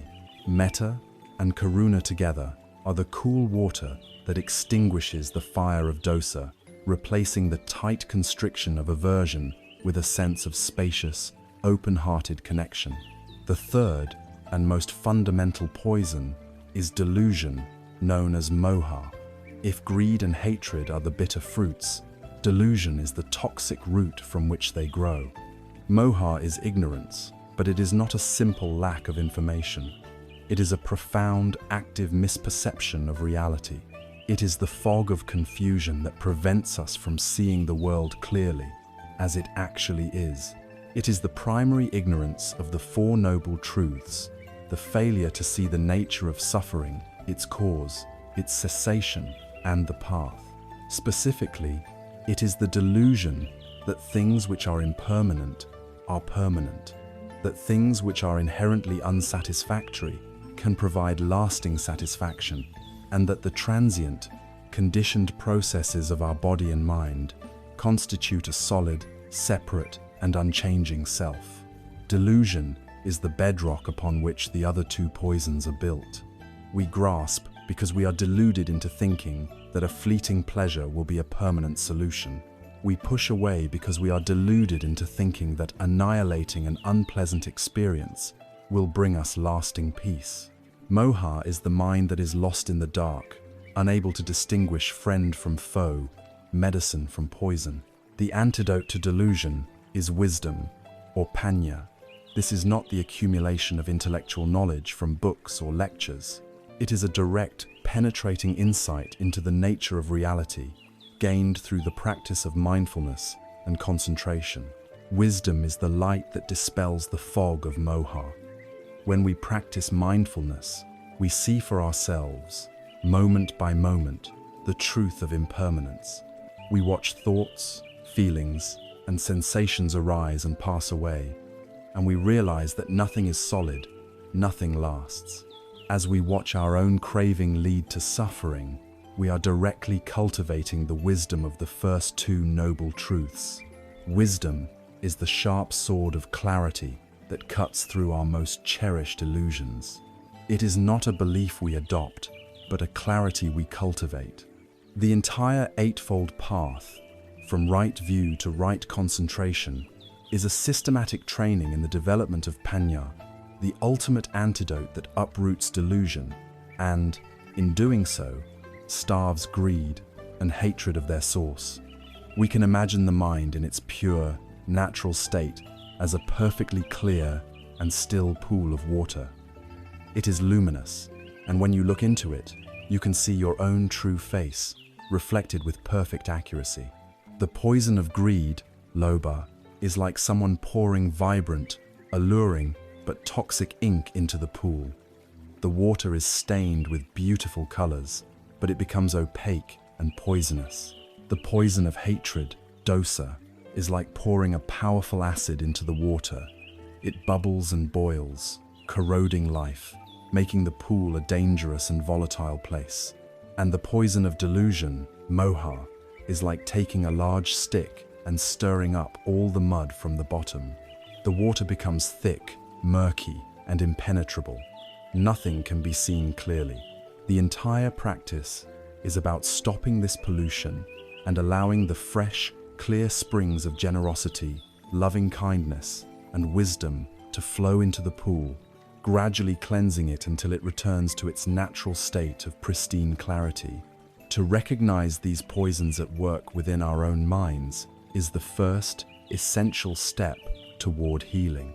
It is not an occasion for shame or self-criticism, but for a courageous and compassionate honesty. Through mindfulness, we learn to name them. This is greed, this is aversion, this is confusion. In the moment of naming, we are no longer identified with the poison. We have created a space. We have begun the work of purification. But as we observe these powerful forces, we might ask an even deeper question. All three poisons seem to work in service of one central entity. They arise to protect, defend, and gratify a core sense of me. Greed wants more for me. Hatred wants to destroy what threatens me. Delusion keeps me from seeing that this me might not be what I think it is. To truly and finally uproot these poisons, we must turn the light of our awareness onto their very foundation, our deep-seated belief in a solid, continuous, and independent self.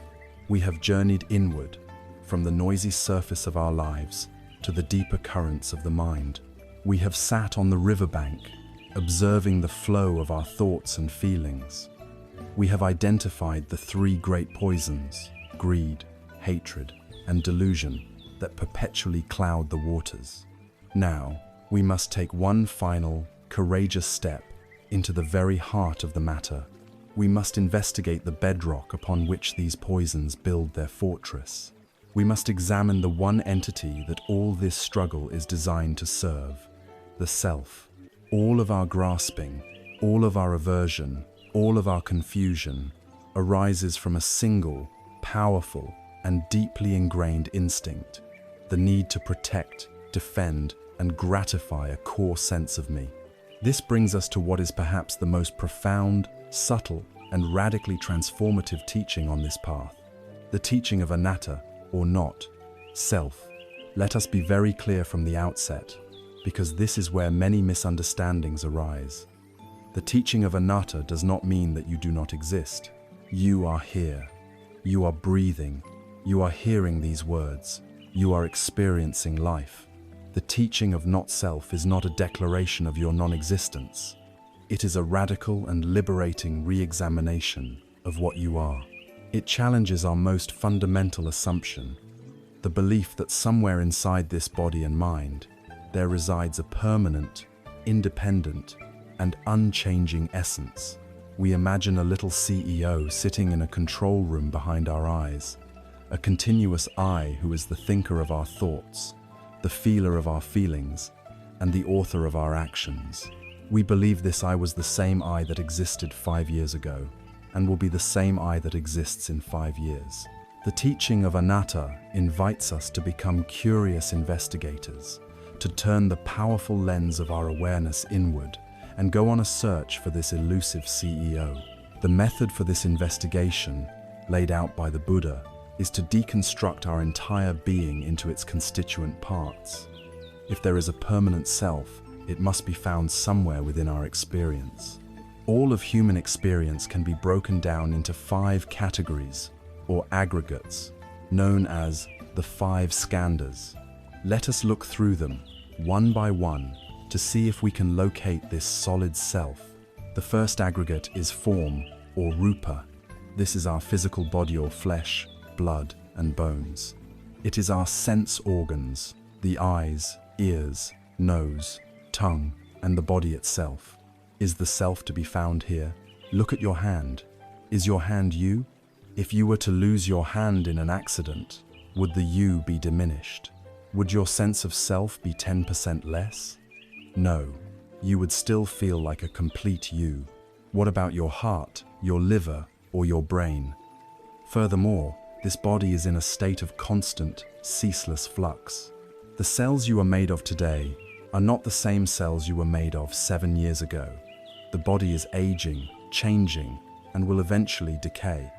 It is impermanent and fundamentally unreliable. A permanent, unchanging self cannot possibly be located in something so obviously transient and mutable as the physical body. So, we look elsewhere. The second aggregate is feeling, or Vedana. This is the raw feeling tone of experience we have already discussed. Pleasant, unpleasant, or neutral. Is the self a feeling? Think about it. A feeling of joy arises. If that were yourself, then when the joy fades, would your self cease to exist? Then a feeling of sadness appears. Are you now a new self, a sad self? Feelings are like the weather, they come and go with utter unpredictability. They are fleeting, dependent on conditions, and completely outside of our direct control. A self so ephemeral, dying, and being reborn with every passing mood, cannot be the solid, continuous self we believe ourselves to be. So, the self is not feeling. The third aggregate is perception, or sanya. This is the faculty of the mind that recognizes, identifies, and labels. It sees a collection of green and brown and labels it tree. It hears a high-pitched sound and labels it siren. It feels a sensation in the stomach and labels it hunger. Is this process of labeling the self? Like feelings, perceptions are also fleeting and dependent on conditions. Your perception of a piece of modern art might be confusing, while an art historian's perception is brilliant. Perceptions are conditioned and unreliable. They are not a stable entity. So, the self is not perception. The fourth aggregate is mental formations, or sankhara. This is a very broad and important category. It includes all of our thoughts, opinions, beliefs, memories, habits, desires, intentions, and moods. This is where most of us instinctively locate our sense of self. I am my thoughts. I am my beliefs. But let us investigate. Take a thought. Any thought. Where did it come from? Where does it go? Thoughts arise and pass away, unbidden. You can have a generous thought one moment and a selfish thought the next. Are you both? Your opinions and beliefs change dramatically over a lifetime. Are you the self who held one belief, or the self who holds the new one? Mental formations are the most chaotic and turbulent of all the aggregates. They are a whirlwind of activity. To locate a stable, permanent self in this chaotic storm of mental events is an impossible task. So, the self is not our mental formations. The fifth and final aggregate is consciousness, or vijnana. This is the raw faculty of awareness, itself the knowing of the other four aggregates. There is seeing consciousness, which knows sights. There is hearing consciousness, which knows sounds. There is thinking consciousness, which knows thoughts. Perhaps this is the self, the ultimate observer. But this consciousness is also not a single, monolithic thing. It is utterly dependent on conditions. Seeing consciousness cannot arise without an eye and a sight. Hearing consciousness cannot arise without an ear and a sound. It flickers in and out of existence, moment by moment, with each new object of awareness. It is not a continuous, independent background screen. It is more like the spark that occurs when flint strikes steel. It is a conditioned, arising and passing phenomenon. Therefore, even in the raw faculty of knowing, we cannot find a permanent, independent self. After this exhaustive search, we are left with a startling conclusion. We have looked through every component of our being, and we have not found a self anywhere. The self is not an entity, but a process. It is not a noun, but a verb. It is a temporary coming together of these five changing processes, to which we have attached a convenient label, me. There is a famous and brilliant dialogue from an ancient text that perfectly illustrates this. A Greco-Indian king named Milinda, a man renowned for his sharp intellect, sought out a Buddhist sage named Nagasena to debate these difficult points. The king began by asking Nagasena his name. Nagasena replied that he is known as Nagasena, but that this is just a designation, a convenient name, for in the ultimate sense, there is no person to be found. The king, a clever logician, pounced. If there is no person, he challenged, then who is it that eats, sleeps, and wears these robes? Who is it that is sitting here before me? Nagasena, rather than answering directly, asked the king a question. "Your Majesty, how did you arrive here today? Did you walk or did you come in a chariot?" The king replied that he came in a chariot. "Excellent," said Nagasena. "Then please, Your Majesty, explain to me what a chariot is. Is the pole the chariot?" "No, venerable sir," replied the king. "Is the axle the chariot? Number? Are the wheels, the frame, the reins, or the yoke the chariot?" "No," the king replied to each question. Then Nagasena continued, "Is the chariot all of these parts combined?" "Yes, venerable sir, but is the chariot something separate from all of its parts?" The king was forced to concede that it was not. At this point, Nagasena delivered his final brilliant insight. "Your Majesty, you have said that you came in a chariot, but when we investigate, we find that chariot is simply a sound, a name, a convenient label for a collection of parts arranged in a certain way. When the parts are taken away, there is no chariot to be found. In exactly the same way, Nagasena is a convenient label for the collection of the 5 aggregates. When they are examined closely, in the ultimate sense, no permanent person is found. This insight is not a cause for despair or nihilism. It is the key to ultimate freedom. If there is no solid, permanent self to be found, then what is it that gets insulted? Whose reputation must be so fiercely protected? When a painful thought arises, who is the I that is being harmed by it? When the body ages and dies, what essential me is being annihilated? The immense, crushing burden of the egoth lifelong, exhausting project of defending, propping up, and aggrandizing this fictional entity begins to dissolve. The fear, anxiety, and self-consciousness that arise from this project can finally be put down. We become lighter, we become more resilient, we become more fearless, because we realize there was never a solid thing to be threatened in the first place. This profound understanding of anatta does not lead to a life of inaction. On the contrary, by seeing the illusory nature of the separate self, we begin to appreciate the deeply interconnected nature of all existence. If there is no hard fixed boundary between me and you, then your happiness becomes intertwined with my happiness, and your suffering becomes my suffering. The illusion of separation is the root of all conflict. The wisdom of not self is the root of true compassion, and this leads us to look at our actions in a new light.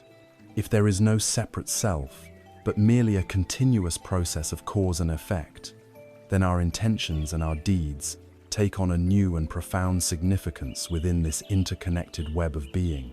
This brings us to a deeper understanding of the natural law that governs this process, the law of karma. As we peer into the nature of our own minds, having seen the great illusion of a solid, separate self, the world begins to look very different. The hard boundaries we once perceived between me and everything else start to soften and dissolve. We begin to sense that we are not isolated islands, but are instead integral parts of a vast, interconnected web of existence. This insight leads us directly to one of the most well-known and most profoundly misunderstood principles of this path, the law of karma. In the West, the word karma is often freighted with heavy, superstitious baggage. We tend to think of it as a kind of cosmic justice system, a divine ledger book where our good and bad deeds are tallied, leading to rewards and punishments. We use it to justify fortune and misfortune, or as a simplistic warning that what goes around comes around. To walk this path with clarity, we must set aside these popular notions and return to the simple, original meaning of the word. In the Pali language, the word karma, or karma in Sanskrit, literally means action. That is all. It is not a moralistic judge, but an impersonal, natural law, as fundamental and reliable as the law of gravity. Gravity doesn't punish you for dropping a stone. It simply ensures that the action of letting go is followed by the result of falling. In the same way, karma is the law of cause and effect as it applies to our intentional actions. It describes how the actions we perform in one moment condition the experiences we will have in a future moment. It is the universe's echo, a system in which every action sends out a ripple that will, inevitably, return. The absolute heart of this teaching, the pivot upon which it all turns, is the concept of intention, or cetana. The Buddha stated with profound clarity, "It is intention, monks, that I call karma." Having intended, one acts through body, speech, and mind. This is a crucial distinction. The karmic weight of an action is determined not by the outward result, but by the inner volition, the quality of mind from which the action sprang. Imagine you are walking down a crowded street and you accidentally stumble, knocking someone over. Now, imagine another scenario where you deliberately and maliciously push someone over. The outward result in both cases is the same. A person has fallen. But the inner cause, the intention, is worlds apart. The first action, being unintentional, carries little to no karmic weight. The second action, being born of an intention to harm, is heavy with negative karmic consequence. The action itself is the vehicle. The intention is the seed. This is why mindfulness is so essential. By learning to observe our minds, we can begin to see the intentions that precede our actions. We can catch the seed before it is planted. We can ask ourselves, from where is this impulse to speak or act coming? Is it rooted in generosity, kindness, and clarity? Or is it rooted in the poisons of greed, hatred, and delusion? Our minds are the fertile ground where karma is generated, and our intentions are the seeds we are constantly sowing. An action performed with an intention of greed, even if it looks generous on the surface, like donating to a cause solely for public recognition, plants a seed of greed in our mind. An action performed with an intention of genuine goodwill, like offering a simple word of encouragement, plants a seed of kindness in our mind. But how does this karma ripen? How does the seed grow into a fruit? We can understand this not as a mystical process, but as a deep psychological reality that unfolds in our present life. The most immediate way karma bears fruit is through the power of habit. Every time you act on an intention, you are strengthening that intention. You are carving a deeper groove in your own mind, making it more likely that you will act from a similar intention in the future. If you indulge in a moment of angry impatience, you are performing an act of mental rehearsal for future impatience. You are, in effect, training yourself to be a more impatient person. That future state of being, that more deeply ingrained habit of impatience, is the direct karmic result, the fruit of your present action. Conversely, every time you choose to respond with a moment of patience or kindness, you are weakening the habit of anger and strengthening the habit of kindness. You are training yourself to be a more patient and kind person. You are actively shaping your future character, moment by moment. Furthermore, our karmic actions directly shape our external world and our relationships. If you consistently interact with others through acts of honesty, generosity, and reliability, you will naturally build a world of trust and connection around yourself. Friends will value you, colleagues will respect you, and opportunities will arise from this foundation of goodwill. This supportive and harmonious environment is not a random reward. It is the natural, observable result of your previous actions. If, however, you consistently act from a place of deceit, selfishness, and manipulation, you will inevitably create a world of suspicion, isolation, and conflict. People will learn not to trust you, and you will find yourself increasingly alone. This painful loneliness is not a punishment. It is the direct harvest of the seeds you have sown. Our accumulated karma also conditions the very way we perceive the world. Our habits of mind act as a filter through which we experience reality. A person who has spent years cultivating the karma of criticism and judgment will look out at the world and see flaws everywhere. They will notice every mistake, every imperfection, confirming their cynical view of life. A person who has cultivated the karma of gratitude and appreciation will look out at the same world and see beauty everywhere. They will notice the kindness in a stranger's gesture, the intricate pattern on a leaf, the warmth of the sun. The world has not changed, but their capacity to experience it has been utterly transformed by their past intentions. We do not see the world as it is. We see the world as we are. We are constantly creating the world we inhabit through the lens of our own karmic conditioning. A simple and powerful way to understand this entire process is through the metaphor of a farmer. We are all farmers, and the field is our own mind, our consciousness. The seeds are our intentions. Every moment of every day, we are sowing seeds in this field.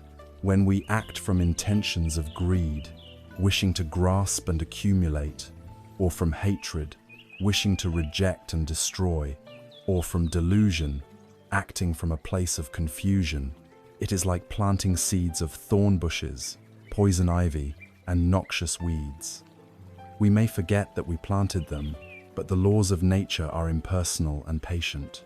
Inevitably, the time will come when our field produces its harvest, and we will find ourselves walking through a field of thorns that tear at our skin, of poison ivy that causes painful rashes, of weeds that choke out all the light and nourishment.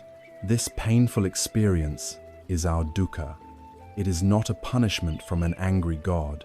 It is simply the natural harvest of the seeds we ourselves planted.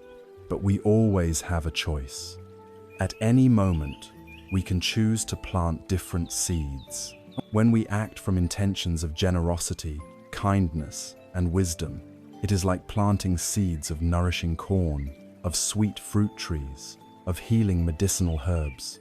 If we tend to this crop with care and diligence, the harvest is just as inevitable. We will find ourselves living in a field that provides us with sustenance, with sweetness, with shade, and with medicine to heal our wounds. This experience of well-being is not a reward. It is the natural harvest of our wholesome actions. The field of the mind does not judge. It simply grows what we plant. This understanding of karma, when truly grasped, is not a deterministic doctrine of fate. It is the ultimate statement of human freedom and empowerment. We are not bound by our past. While our past actions have conditioned our present moment, they do not dictate our future. The past is a memory. The future is an imagined possibility. The only place where we have any real power is in the here and now. In this very moment, you can choose what kind of seed to plant. By bringing mindfulness to your intentions, by choosing to cultivate kindness over cruelty, generosity over greed, and clarity over confusion, you begin to change your future.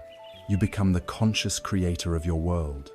You are the farmer, the field, and the sower of the seeds. This realization that we are constantly shaping our reality through our intentions is a profound responsibility. And one of the most potent and immediate ways we sow these karmic seeds is through our speech. The words we use, the tone in which we speak them, the gossip we engage in, the truths we tell, and the lies we weave, these are not just empty sounds. They are powerful actions that ripple out into the world, shaping our relationships, our communities, and the very landscape of our own hearts. This brings us to a deeply practical and crucial element of the path, the art and discipline of right speech. Having understood that our intentions are the seeds of our reality, we now turn our attention to one of the most fertile and constantly worked fields in which we sow these seeds, our speech. We often treat our words as if they are cheap, ephemeral things, puffs of air that vanish without a trace. But the wisdom of this path teaches us that speech is a profound and powerful form of action, a creative force capable of building worlds of trust and connection, or demolishing them into ruins of pain and suspicion. Words are the tools we use to construct our shared reality, and like any powerful tool, they can be used with skillful wisdom or with reckless abandon. The practice of right speech, or samma vaca, is the third factor of the Eightfold Path and the beginning of our training in ethical conduct, or sila. It is the art of aligning our communication with our deepest intention to awaken and to cause no harm. Right speech is far more than simply not telling lies. It is a subtle and comprehensive discipline that asks us to bring mindful awareness to everything that passes our lips. The classical teachings define it through four key aspects, four kinds of harmful speech that we practice abstaining from. The first, and most obvious, is abstaining from falsehood. This means more than just avoiding outright deliberate lies. It asks us to cultivate a radical commitment to the truth in all its forms. This includes the subtle exaggerations we use to make a story more entertaining or to make ourselves seem more important. It includes the so-called white lies we tell for social convenience, which slowly erode the foundation of trust. It includes making promises we don't intend to keep. In our modern age, this practice extends to our digital lives, challenging us to abstain from presenting a curated, inauthentic, and ultimately false version of ourselves to the world. Every time we speak truthfully, we affirm our own integrity. Every time we speak falsely, we not only damage our credibility with others, but we also create a fissure within ourselves, a gap between our inner reality and our outer expression that is a source of deep-seated anxiety. The second aspect is abstaining from divisive speech. This is speech that is used to drive a wedge between people, to set one person or group against another. Its most common forms are slander, backbiting, and gossip. When we carry a negative story about one person to another, we are planting seeds of discord. The motivation behind such speech often comes from a place of insecurity, a desire to feel part of an in-group by creating and vilifying an out-group. We see the devastating karmic results of this all around us, especially online. Political polarization is fanned into flames by commentators who caricature and demonize the other side. Online communities often devolve into toxic call-out culture, where individuals are publicly shamed and ostracized. Divisive speech creates a world of suspicion, tribalism, and fractured relationships. To practice abstaining from it is to make a powerful commitment to unity and understanding. It is to refuse to participate in the karma of us versus them. The third aspect is abstaining from harsh speech. This is any form of communication intended to cause pain. It includes obvious verbal abuse, insults, and yelling, but also the more subtle forms of aggression, like biting sarcasm, a condescending tone, or a dismissive remark. The anonymity of the internet has created a breeding ground for this poison, where people feel emboldened to leave comments filled with a cruelty they would never express face to face. Harsh speech is a weapon. It may be wielded to defend our ego, to assert dominance, or simply to vent our own frustration, but it always leaves a wound. Even if the content of our words is factually correct, if our intention is to hurt, to belittle, or to humiliate, it is not right speech. It is an act of violence, and its karmic result is always a legacy of pain, both for the receiver and for the speaker, whose own heart becomes hardened and corroded by the acid of their own aggression. The fourth, and perhaps most pervasive, aspect is abstaining from idle chatter. This is pointless, aimless talk that serves no real purpose. It is communication that has become a kind of background noise, a way to fill silence and avoid the discomfort of being present with ourselves and each other. It includes mindless gossip about celebrities or acquaintances, habitual complaining about the weather or politics, and the endless stream of trivialities we often use to occupy our time. Idle chatter scatters our precious mental energy. It cheapens the currency of communication, so that when we truly have something important to say, it gets lost in the noise. In a world that encourages us to share every fleeting thought and experience, the discipline of abstaining from useless talk is a powerful act of mental conservation. It is the practice of valuing silence and of making sure that when we do choose to speak, our words have weight, meaning, and purpose. Abstaining from these 4 forms of wrong speech is the first half of the practice. But the path is never just about avoidance. It is also about active cultivation. To truly practice right speech, we also cultivate its positive counterparts. This involves developing a new kind of filter for our communication, a mindful pause between the impulse to speak and the act of speaking. In this pause, we can ask ourselves a series of questions. First, is it true? If it is not true, we should not say it. Second, is it kind? If it is true but not kind, we must question our motivation for saying it. Third, is it useful or necessary? If it is true and kind but serves no real purpose, perhaps it is best left unsaid, conserving our energy for what truly matters. And fourth, is this the right time?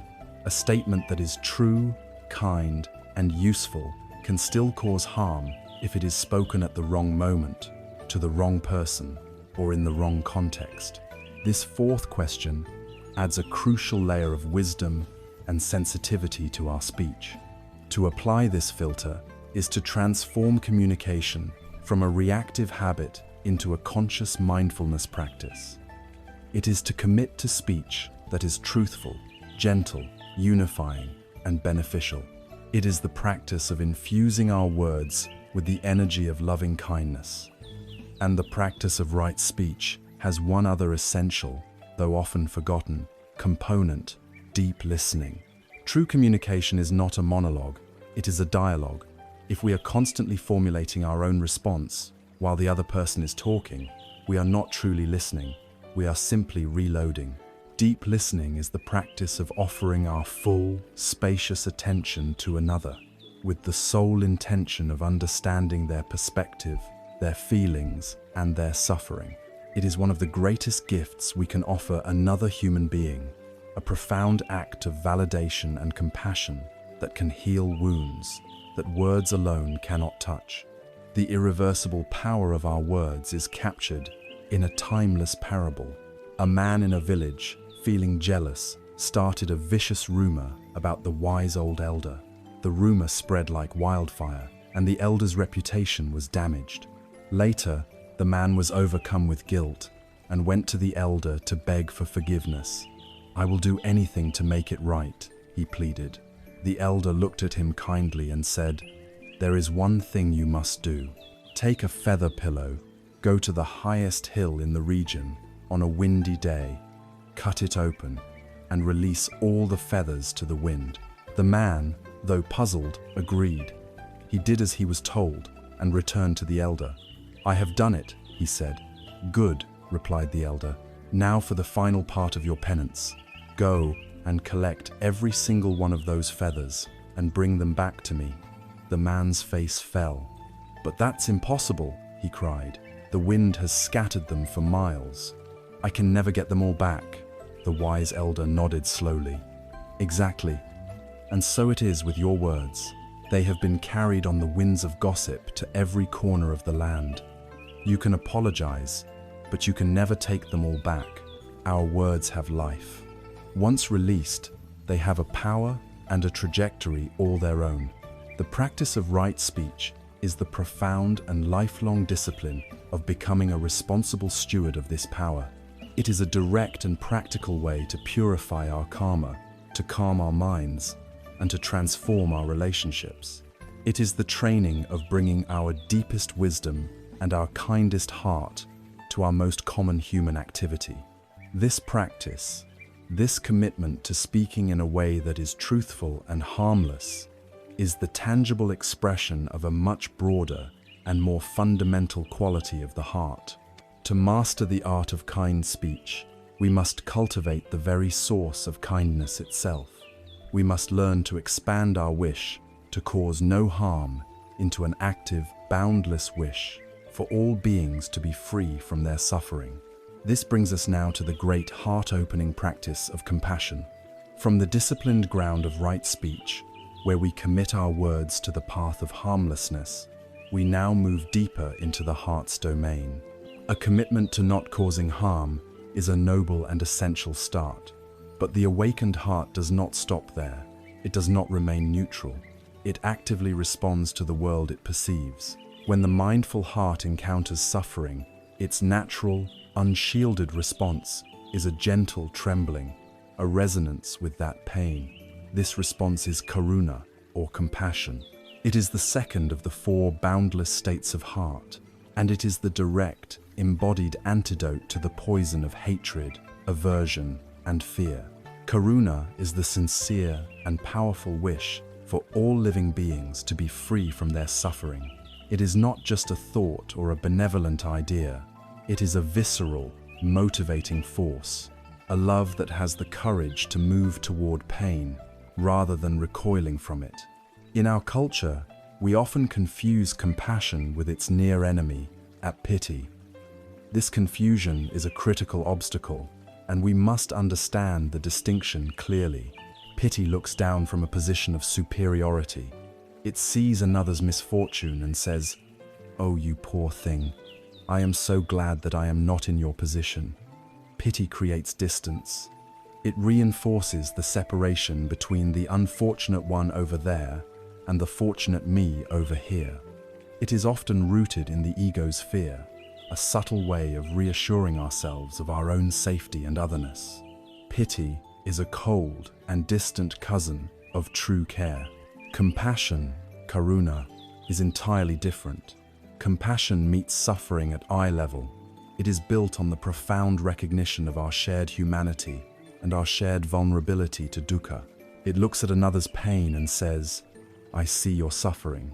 It touches my heart because I, too, know what it is to suffer. It does not create distance, it dissolves it. It is the radical understanding that we are in this together. The pain you feel is not foreign to me. Your struggle is my struggle. This sense of kinship, of non-separation, is the foundation of true compassion. There is another common fear that arises when we consider opening our hearts to the world's suffering, the fear of being overwhelmed. We see so much pain in the news and in our own communities that we worry if we truly let it in, we will be drowned by it. This is often called compassion fatigue, but it is more accurately described as empathic distress. Empathy is the ability to feel with another person. When it is not balanced with wisdom, we can become so flooded by another's pain that we become incapacitated ourselves. We feel their anxiety, their despair, and we shut down in order to protect ourselves. Karuna, however, is more than just raw empathy. It is empathy married to loving strength. It is the ability to be present with suffering without being consumed by it. It holds the pain within a larger, more spacious container of loving awareness. Because it is not overwhelmed, it is able to respond with clarity and wisdom. True compassion does not drain us, it empowers us. It connects us to our deepest sense of purpose and breaks the shackles of our own small, self-centered concerns. Like all wholesome qualities of the mind, compassion can be cultivated through practice, and the practice of compassion must always begin in one place, with ourselves. For many of us, this is the most difficult step. We live in a culture that often promotes harsh self-criticism as a virtue, believing that we must be hard on ourselves to be motivated and successful. We are experts at judging ourselves, at replaying our mistakes, at speaking to ourselves with a cruelty we would never inflict upon a friend. But you cannot give to the world what you do not possess yourself. You cannot draw water from an empty well. To try and offer compassion to others while treating yourself with contempt is an exercise in futility. Self-compassion is not a selfish indulgence. It is a vital necessity for a sustainable spiritual life. The practice is simple, yet profound. It involves bringing the three key elements to our own moments of suffering. The first is mindfulness. We must first acknowledge that we are in pain without judgment. Instead of ignoring our hurt or telling ourselves to get over it, we can pause and say, This is a moment of suffering. This is really hard right now. The second element is the recognition of our common humanity. In moments of failure or shame, we often feel intensely isolated, as if we are the only person in the world who has ever made such a mistake. The practice of common humanity involves reminding ourselves that imperfection, failure, and pain are intrinsic parts of the human experience. We can gently tell ourselves, this is what it feels like to be human. I am not alone in this feeling. Countless others have felt this way before. This thought directly counters the isolating nature of shame and connects us back to the human family. The third element is self-kindness. This means actively treating ourselves with the same warmth, gentleness, and support that we would offer to a dear friend who was going through a difficult time. It means changing the inner dialogue from one of criticism to one of care. We can place a hand over our heart, feel its warmth, and offer ourselves gentle phrases. May I be kind to myself in this moment. May I give myself the compassion that I need. May I accept myself exactly as I am. This is not about letting ourselves off the hook for our mistakes. It is about creating the inner conditions of safety and support that allow us to learn, grow, and change from a place of love rather than from a place of fear. Once we have begun to lay this foundation of self-compassion, we can then start to extend the circle of our care outwards. We begin with a loved one, a person for whom it is easy to feel compassion. We bring them to mind, we picture their struggles and their pains, and we sincerely wish for them to be free from that suffering. May you be free from your pain. May you be free from your sorrow. May you find peace. We let our heart resonate with this sincere wish. Then, we can stretch our capacity by extending this same wish to a neutral person, someone we see regularly but have no strong feelings about, like a cashier at the grocery store or a person we pass on the street. We recognize that this person, just like us, has a life full of challenges, fears, and disappointments. We acknowledge their full humanity and extend the same wish. May you be free from your suffering. The most transformative stage of the practice is to then try and extend compassion to a difficult person, someone who has hurt us or whose actions we find repellent. This is the ultimate test of the heart. Our default reaction to such a person is anger, judgment, and aversion, the poison of dosa. The practice of compassion asks us to look more deeply. It invites us to consider that this person's harmful actions are not a sign of their strength or evil, but are a direct manifestation of their own profound suffering. Their cruelty comes from their own inner pain. Their greed comes from their own inner poverty. Their hatred comes from their own fear. A truly happy, peaceful, and contented person does not go around causing harm to others. Seeing this does not mean we condone their actions or that we must become their best friend. It means we make a wise and courageous choice to free ourselves from the consuming poison of our own hatred by understanding the source of their behavior. We recognize that they too are trapped in the cycle of suffering, and from that place of wisdom, we can genuinely wish, may you be free from the suffering that causes you to inflict suffering on others. This is an act of ultimate self-liberation. Finally, we expand the circle to encompass all beings, everywhere, without exception. From the smallest insect to the largest whale, from our neighbors to people on the other side of the world, we recognize that all beings share one fundamental desire, the desire to be free from pain and suffering. And so we radiate this boundless wish from our heart. May all beings everywhere be free from all suffering. The embodiment of karuna is beautifully illustrated in a story from the Buddha's life. While walking through the monastery, the Buddha came upon a monk named Putigata Tissa who was gravely ill. He was suffering from a terrible skin disease that left his body covered in oozing, weeping sores. His robes were stuck to his skin with dried blood and pus, and he was lying in his own excrement, completely abandoned by the other monks, who were repulsed by his condition and his smell. The Buddha saw this scene, and he did not recoil in disgust. He did not offer teachings from a safe distance. His response was direct and immediate. He went to the well and heated water. With his own hands, he began to gently bathe the sick monk, cleaning his wounds and carefully soaking his soiled robes to free them from his skin. He cleaned the monk's living quarters and gave him fresh robes. After making him comfortable, the Buddha gathered the other monks and spoke to them with a gentle authority. "Monks," he said, "you have no mothers or fathers here to look after you. If you do not look after one another, who will? Know this, whoever looks after the sick and the infirm is looking after me." This is compassion in action. It is not theory. It is the fearless, loving, hands-on engagement with suffering. It is born from the unshakable understanding of our interconnectedness, our shared fragility. Compassion is the heart's natural response to the first noble truth, the truth of dukkha. It is the great medicine that heals the poison of hatred, dissolves the illusion of separation, and transforms the trembling of the heart into a force for profound healing in the world.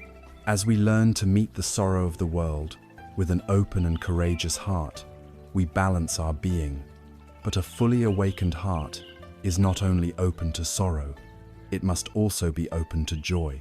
To build a truly resilient and balanced mind, we must learn not only to share in the suffering of others, but also to delight in their happiness. This brings us to the next of the great heart practices, the radiant and joyful quality of sympathetic joy, known as mudita. Having opened our hearts to the reality of suffering through the practice of compassion, we now turn to its luminous counterpart, the other side of a truly responsive heart. A heart that is fully awake does not only tremble in the face of sorrow, it also shimmers and delights in the presence of joy. This capacity for selfless, appreciative joy is known as mudita. It is the third of the four immeasurable states of the heart, the radiant sister to loving kindness and compassion. Mudita is the genuine, unselfish happiness that we feel for the good fortune of others. It is the joy that arises in us when we witness the success, the happiness, and the well-being of another person. In a world that is so often clouded by comparison and competition, the practice of mudita is a radical act of liberation and a powerful source of boundless happiness. For many of us, mudita is the most challenging of the heart practices. We may find it easier to feel compassion for someone's misfortune than to feel genuine joy for their success. Why is this? It is because our culture has deeply conditioned us to see life as a zero-sum game, especially when it comes to happiness and success. We have been trained by an economic and social system built on competition to believe that resources are scarce. We unconsciously apply this logic to happiness itself, believing that there is a limited amount of it to go around. If someone else gets a large piece of the happiness pie, we instinctively feel that there is less available for us. This core belief is the fertile ground in which the toxic weeds of envy and jealousy grow. Envy, the direct opposite of mudita, is one of the most painful and corrosive of all mental states. It is the constricting, bitter feeling that arises when we see what someone else has and we feel resentful that they have it and we do not. In the modern world, this poison is amplified to an unprecedented degree by the engines of social media. Our daily lives are spent scrolling through a carefully curated highlight reel of other people's lives. We see the promotion announcement on LinkedIn, the perfect engagement photos on Instagram, the exotic vacation on Facebook, the pictures of a happy family in a beautiful home. Each image, each post can become a small dart of comparison, triggering a cascade of painful thoughts and feelings. Why not me? What am I doing wrong? My life is so inadequate compared to theirs. We fall into a trap of believing that the polished surface of someone else's life is the whole reality, and we compare it to the messy, complicated, behind-the-scenes truth of our own. This constant comparison is a recipe for perpetual dissatisfaction. Envy is a form of self-inflicted torture. It does not harm the person we envy in any way. It only diminishes our own joy and poisons our own hearts. Mudita offers a direct and powerful antidote. It invites us to challenge the fundamental delusion that happiness is a limited commodity. Joy is not like a pie that gets smaller with every slice that is taken. Joy is like light. It is infinitely expansive and renewable. When you bring a lit candle into a dark room, the room becomes brighter. If you use that candle to light another candle, and another, and another, the light of the original flame is not diminished in any way. In fact, the only result is that the entire room becomes filled with more light and more warmth. Mudita is the practice of recognizing that happiness operates in exactly the same way. The happiness of another person does not subtract from the world's total supply of joy, it adds to it. And by learning to rejoice in their happiness, we get to share in it. This insight reveals that mudita is not just a selfless virtue, it is also an act of profound wisdom and a skillful strategy for increasing our own well-being. If your happiness depends only on your own personal successes and good fortune, your opportunities for joy will be relatively few and far between. Your life will be a series of long waits, punctuated by brief moments of satisfaction. But if you can learn to cultivate mudita, if you can train your heart to genuinely delight in the happiness of your friends, your family, your colleagues, and even strangers, you have just multiplied your opportunities for experiencing joy 1,000-fold. Every birth announcement, every graduation, every loving couple you see, every story of success and good fortune becomes a source of happiness for you. You are no longer isolated in your own small bubble of personal wins and losses. You become a joyful participant in the entire tapestry of human flourishing. It is a limitless and freely available source of joy that is accessible to us at all times. Furthermore, while envy isolates us by building walls of resentment, mudita connects us by building bridges of shared celebration. When you can genuinely say to a friend, "I am so incredibly happy for you," and truly feel it in your heart, you deepen your bond in a powerful way. You step out of the lonely prison of your own ego and join them in the warm, radiant space of their success. You become an ally in their happiness, and this shared joy strengthens the fabric of your relationship. So how do we cultivate this radiant quality, especially when the habit of comparison is so strong? We begin, as always, with a gentle and patient intention. We can start small, with someone whose success does not feel personally threatening to us. It could be a friend from another field of work, or even a public figure whose accomplishments we admire. We bring this person to mind and reflect on their specific good fortune, creative breakthrough, a successful project, a loving family. We allow ourselves to imagine how happy they must feel. Then, we consciously formulate the phrases of mudita, directing them toward this person in our mind's eye. I am happy for your happiness. I rejoice in your good fortune. May your joy and success continue and increase. We repeat these phrases gently, not as a mechanical mantra, but as a sincere offering from the heart.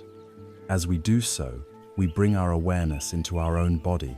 Can we detect even the faintest glimmer of responsive joy within ourselves? Perhaps it is a slight warmth in the chest, a feeling of lightness, or the trace of an involuntary smile on our lips.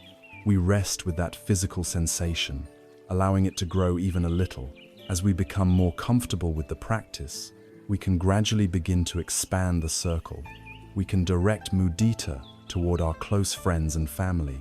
And then comes the more advanced practice, directing mudita towards someone whose success triggers our envy. This is where the real transformative work happens.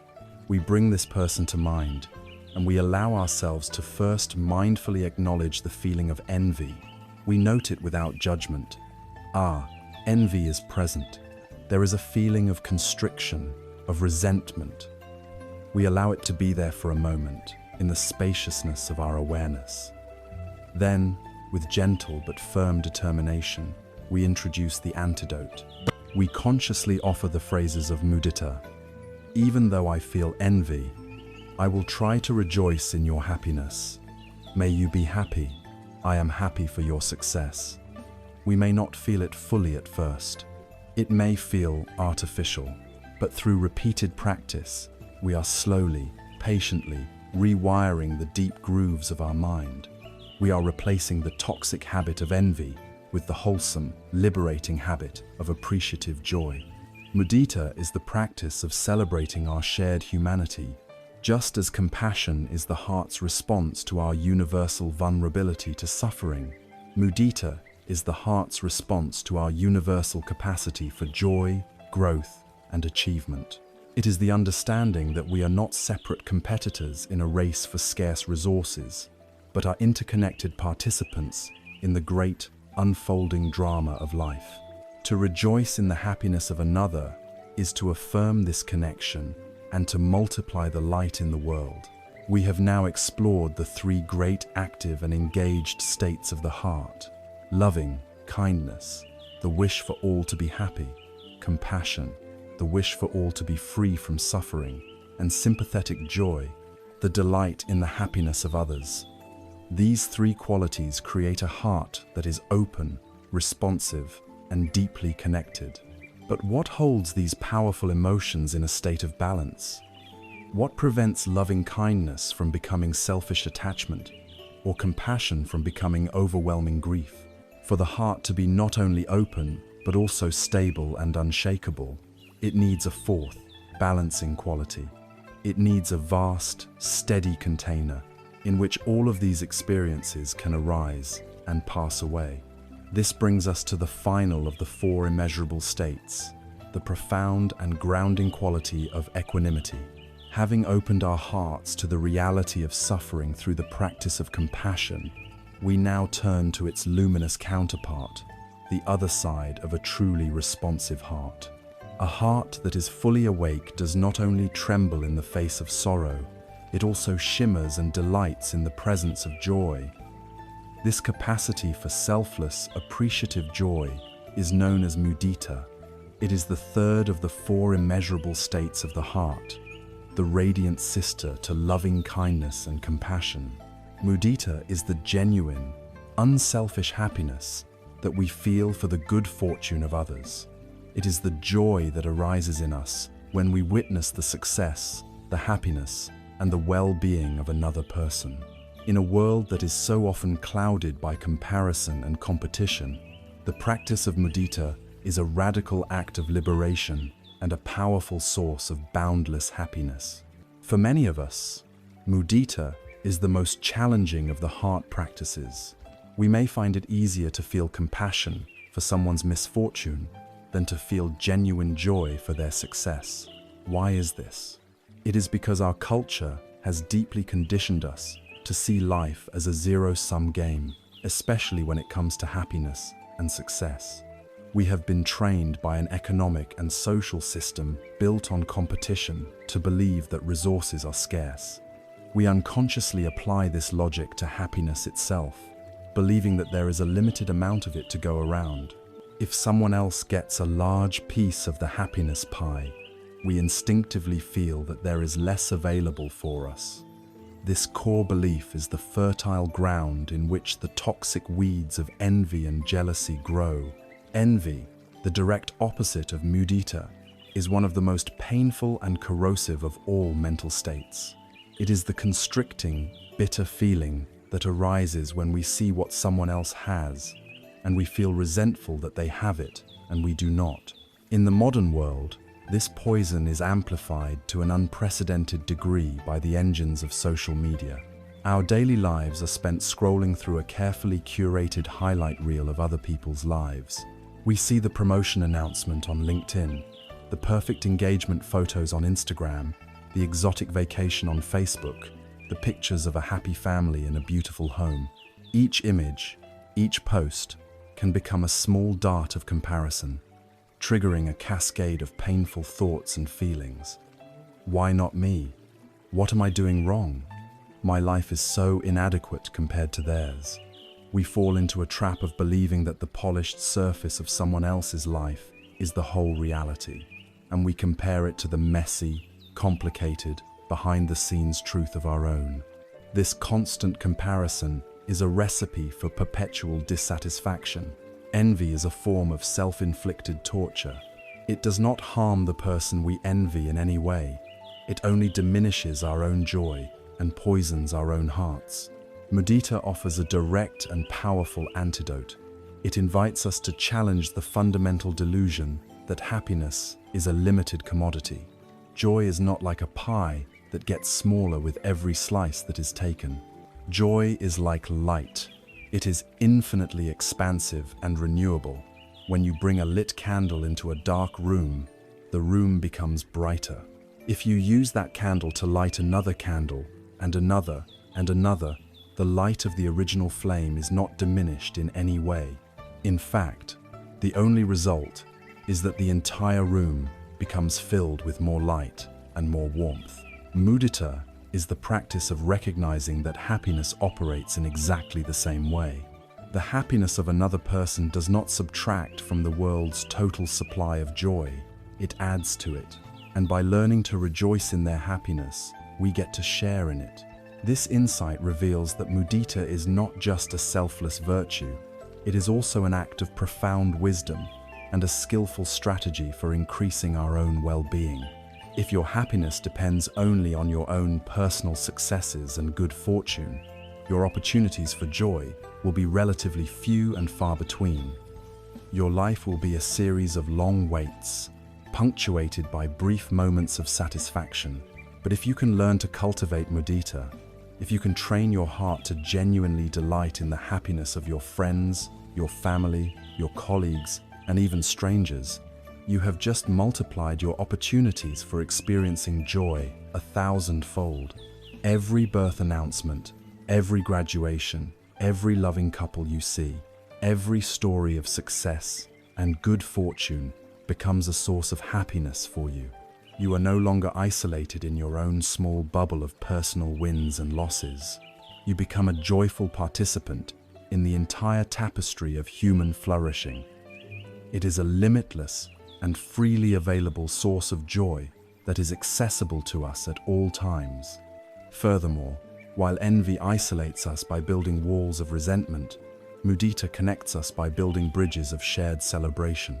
When you can genuinely say to a friend, "I am so incredibly happy for you," and truly feel it in your heart, you deepen your bond in a powerful way. You step out of the lonely prison of your own ego and join them in the warm, radiant space of their success.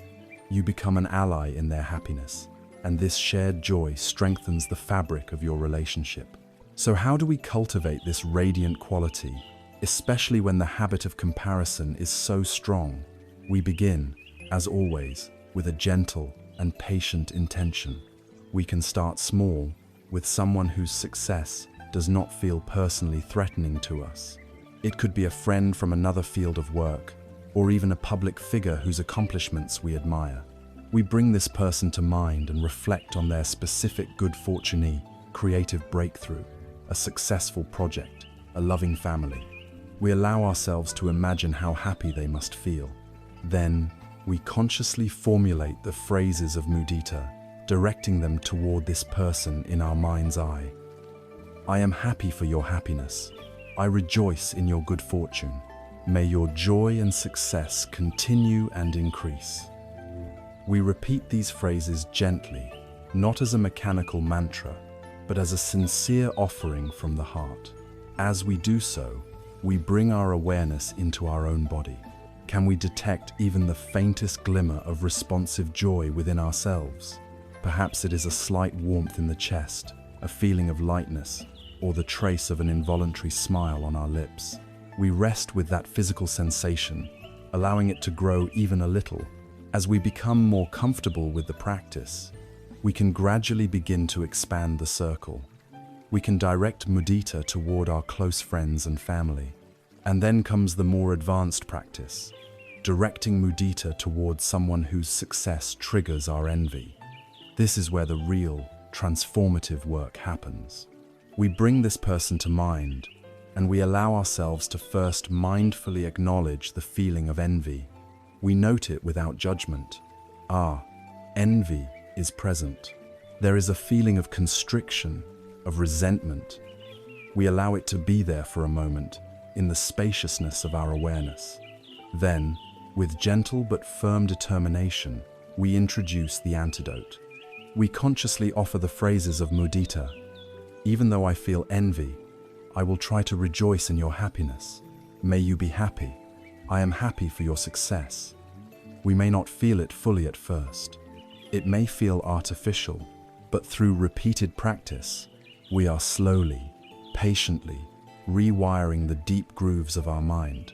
We are replacing the toxic habit of envy with the wholesome, liberating habit of appreciative joy.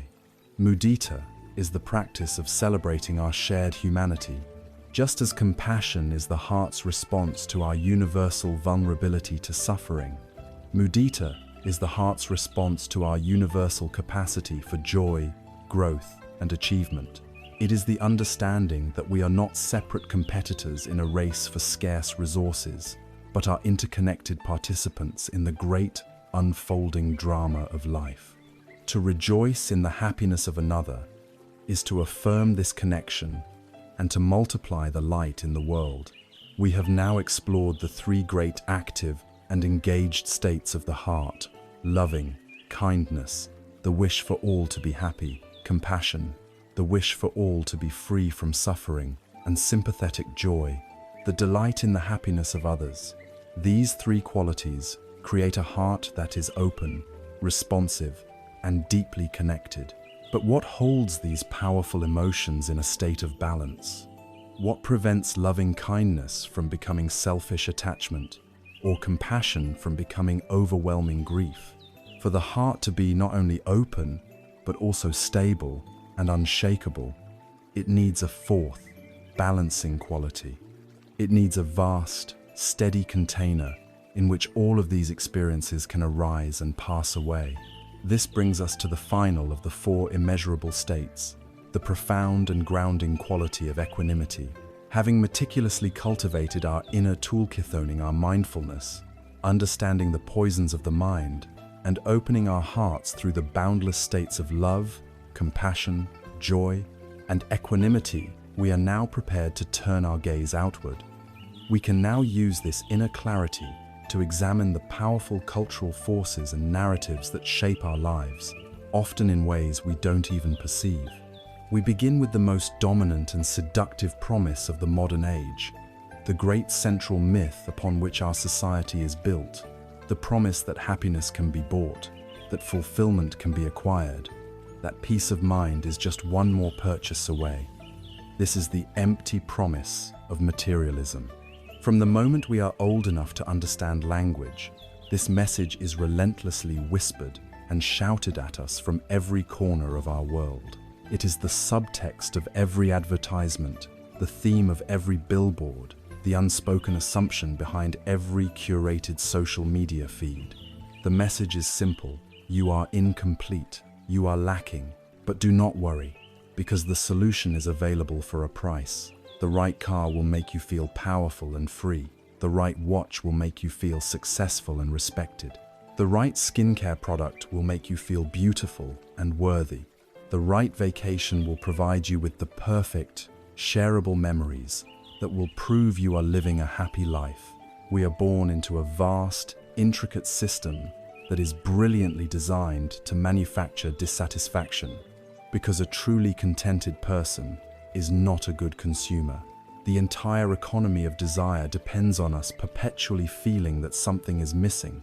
This system traps us in a psychological cycle that modern researchers have given a fitting name: the hedonic treadmill. It is the perfect, secular description of the Buddhist concept of the endless cycle of craving. The process is a familiar one. First, a desire is created. We see an ad for a new smartphone, and suddenly our current phone, which was perfectly functional yesterday, seems slow, outdated, and inadequate. We become convinced that acquiring this new object will bring a lasting sense of satisfaction and ease. This is the thirst, the tanha, at work. So, we strive for it. We work harder, we save the money, and finally, we make the purchase. For a brief period, there is a genuine thrill. We feel the excitement of the new object, the dopamine rush of acquisition. For a day, a week, perhaps a month, we feel happy with our purchase. But then, inevitably, the second stage begins. Adaptation. The new phone ceases to be new. It becomes simply our phone. The initial pleasure fades, and it becomes the new baseline, the new normal. The very satisfaction we were chasing evaporates upon contact. And then, the third and final stage descends. The underlying feeling of incompleteness, which was never truly addressed, returns. The hedonic treadmill has simply been reset at a slightly higher level. The contentment we sought was not found. And so, the cycle begins again, convinced that the next object, the next experience, the next thing will surely be the one that finally delivers the lasting happiness we seek. This is not a path to happiness. It is a blueprint for perpetual dissatisfaction, a race with no finish line. The wisdom of this ancient path invites us to step off this exhausting treadmill by radically redefining our concept of wealth. Our culture teaches us to recognize only one form of wealth: outer wealth. This is the wealth of money, property, stocks, and status symbols. While a basic level of material security is undeniably important for a life of dignity, the Buddha's path is a middle way, not one of extreme self-denial. The great illusion is that a linear increase in outer wealth will bring a corresponding linear increase in happiness. The pursuit of this kind of wealth is often a heavy burden. It generates immense stress, demands long hours away from loved ones, can lead to crushing debt, and creates a constant, low-grade anxiety about market crashes and the fear of losing it all. The path offers a different vision, a different kind of portfolio. It speaks of the 7 treasures of the awakened heart, a form of inner wealth that is far more reliable and precious. The first treasure is faith and confidence, not in a dogma, but in the path itself and in our own capacity for wisdom and goodness. The second is virtue, the wealth of a clear conscience, the inner peace that comes from living a life that causes no harm. The third and fourth are mindfulness and concentration, the immense wealth of a mind that is stable, calm, and present enough to actually inhabit its own life. The fifth is wisdom, the priceless treasure of seeing reality clearly, free from the distortions of our own biases and delusions. The sixth is a sense of conscience and moral shame, the inner compass that protects our virtue and keeps us from straying from the path.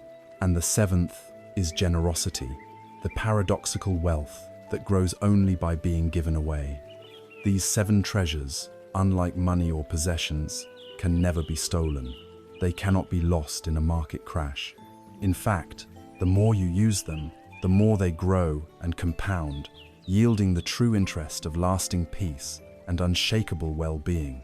This shift in perspective leads us to the radical freedom of simplicity, the deep contentment known as santuti. In a culture that worships more, the idea of enough can sound like deprivation. But voluntary simplicity is not the same as forced poverty. It is the conscious, empowered choice to find joy not in what we can acquire, but in the richness of what we already have. It is the liberation that comes when you are no longer a slave to the endless demands of your own wanting mind. It is the discovery that a simple walk in nature can bring more joy than an expensive new gadget, that a deep conversation with a friend is more valuable than a luxury purchase, that a quiet mind is the most precious possession of all. It is crucial to understand that the problem is not the material things themselves. A beautiful home is a blessing. A piece of art can inspire the heart. Technology can connect us in wonderful ways. The problem is not the objects, but our clinging to them, the grasping of the mind known as upadana. It is our mistaken belief that our identity our security, and our happiness are somehow fused with these external things. When we cling, our possessions cease to be tools that we use, and they become a part of the fragile ego we must constantly defend. They become weights that we carry.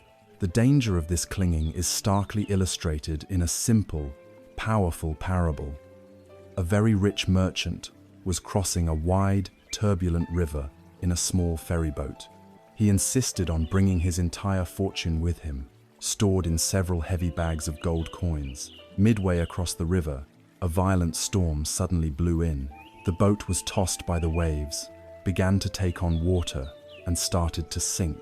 The boatman, a simple man with no possessions, immediately understood the danger. He dove into the water and began to swim powerfully toward the distant shore. He yelled back to the merchant, "The boat is sinking. Let go of the gold. Save yourself." The merchant looked at the churning water, then looked at his bags of gold.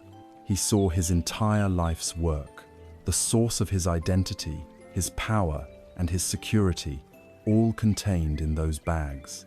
The thought of letting them go was more terrifying to him than the thought of the storm. He could not bring himself to do it. He clutched the heavy bags to his chest as the boat slipped beneath the waves. The very treasure he believed was his salvation became the anchor that dragged him down into the cold, silent depths. He drowned, pulled to the bottom by the weight of his own clinging. This story is a sobering metaphor for our own lives. We all carry bags of gold. They may not be literal coins, but are the attachments we cling to for our sense of self and security or reputation, our job title, our collection of possessions, our carefully constructed image.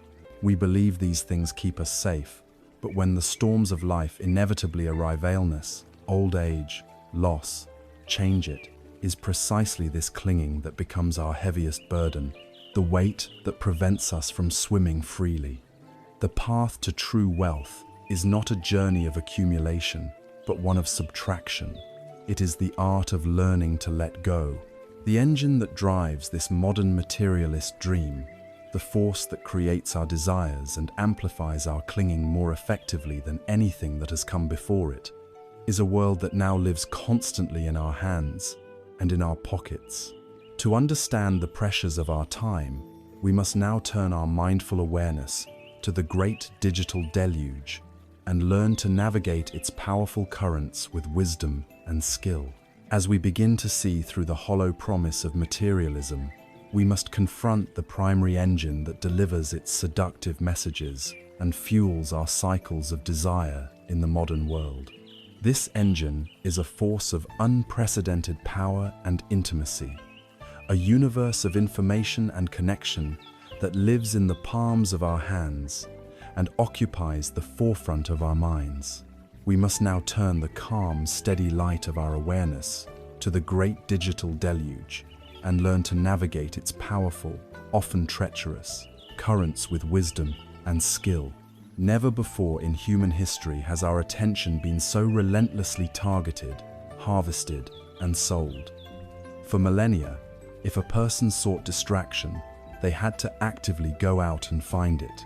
Today, distraction is delivered to us, algorithmically perfected and personalized, through glowing screens that are the first thing we see in the morning and the last thing we see at night. This is a profound and novel challenge to the human nervous system. These devices and platforms are not neutral tools. They have been meticulously engineered by some of the brightest minds of our generation, not for our well-being, but to capture and hold our most precious and finite resource, our attention. To do this, they systematically exploit the very vulnerabilities of the mind that this path seeks to heal. They are, in essence, machines designed to amplify the three poisons. Consider the poison of greed, or lobha. Social media platforms are built upon a mechanism that psychologists call intermittent variable rewards, the same principle that makes a slot machine so addictive. Every time we pull down to refresh our feed, we are pulling the lever of a digital slot machine. Will we be rewarded with a new like, a new comment, an interesting piece of news, A shocking image? We never know what we will get, and this unpredictability keeps our brains hooked, constantly craving the next small hit of dopamine. The red notification badge acts as a siren call to our grasping mind, promising a reward and creating an almost irresistible urge to check.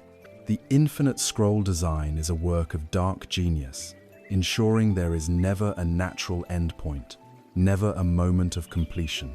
It is a bottomless bowl, designed to feed our insatiable hunger for more, until we are mentally and emotionally exhausted. Next, consider the poison of hatred, or dosa. The algorithms that govern what we see have learned that outrage is a powerful driver of engagement. Content that is divisive, shocking, and anger-inducing is often promoted because it generates more clicks, comments, and shares. We are fed a steady diet of things to be angry about, stoking the fires of our aversion and reinforcing a tribalistic us versus them worldview. The perceived anonymity of the screen emboldens us to engage in forms of harsh speech insults, ridicule, and contempt that we would likely never use in a face-to-face encounter. Our nervous systems are kept in a state of low-grade agitation, constantly reacting to the next perceived threat or injustice, real or imagined. And finally, consider the poison of delusion, or moha. The digital world is a hall of mirrors, actively fostering a distorted perception of reality. We scroll through the perfectly curated highlight reels of other people's lives, the filtered photos, the celebratory announcements, the flawless vacations, and we mistake this glittering facade for the whole truth. We then compare this fiction to the messy, complicated, and unedited reality of our own lives, and we inevitably find ourselves lacking. Our attention, constantly pulled in 1,000 different directions by notifications and hyperlinks, becomes fragmented and scattered. We lose the ability for deep, sustained focus, the very quality of mind necessary to see our own experience clearly. We become lost in a fog of information, mistaking the endless stream of data for genuine wisdom. How, then, do we navigate this deluge without drowning? We do not need to reject technology entirely and retreat to a cave. The path is a middle way. The solution is not to smash the machine, but to learn to use it with mindfulness and intention. The same ancient principles that have guided practitioners for centuries can be our compass in this new digital landscape. We can begin by practicing mindful consumption. Just as we would be careful about the food we put into our bodies, we must become careful about the information we put into our minds. Before we click on a link, watch a video, or dive into a comment section, we can pause and ask ourselves, what is my intention? Am I seeking genuine knowledge and connection? Or am I just seeking a mindless distraction? Is this content likely to be nourishing for my mind? Or is it the equivalent of mental junk food, leaving me feeling agitated and empty? We can also practice a direct mindfulness of the urge itself. Throughout your day, notice the moments when your hand unconsciously reaches for your phone. It is a form of thirst, a digital tanha. In that moment, before you pick it up, just pause. Take a single, conscious breath. Notice the feeling of the urge in your body. Where do you feel it? What does it feel like? You don't have to fight it. You don't have to judge it. Just see it. In that one breath, in that tiny pause between the impulse and the action, you reclaim your freedom. You demonstrate to yourself that you are not a slave to the urge. You may still choose to pick up the phone, but you are now doing it from a place of choice, not compulsion. When you are using these platforms, you can bring your awareness to your inner experience. As you scroll, occasionally check in with yourself. How does this post make me feel? Am I feeling a pang of envy? Am I feeling a surge of anger?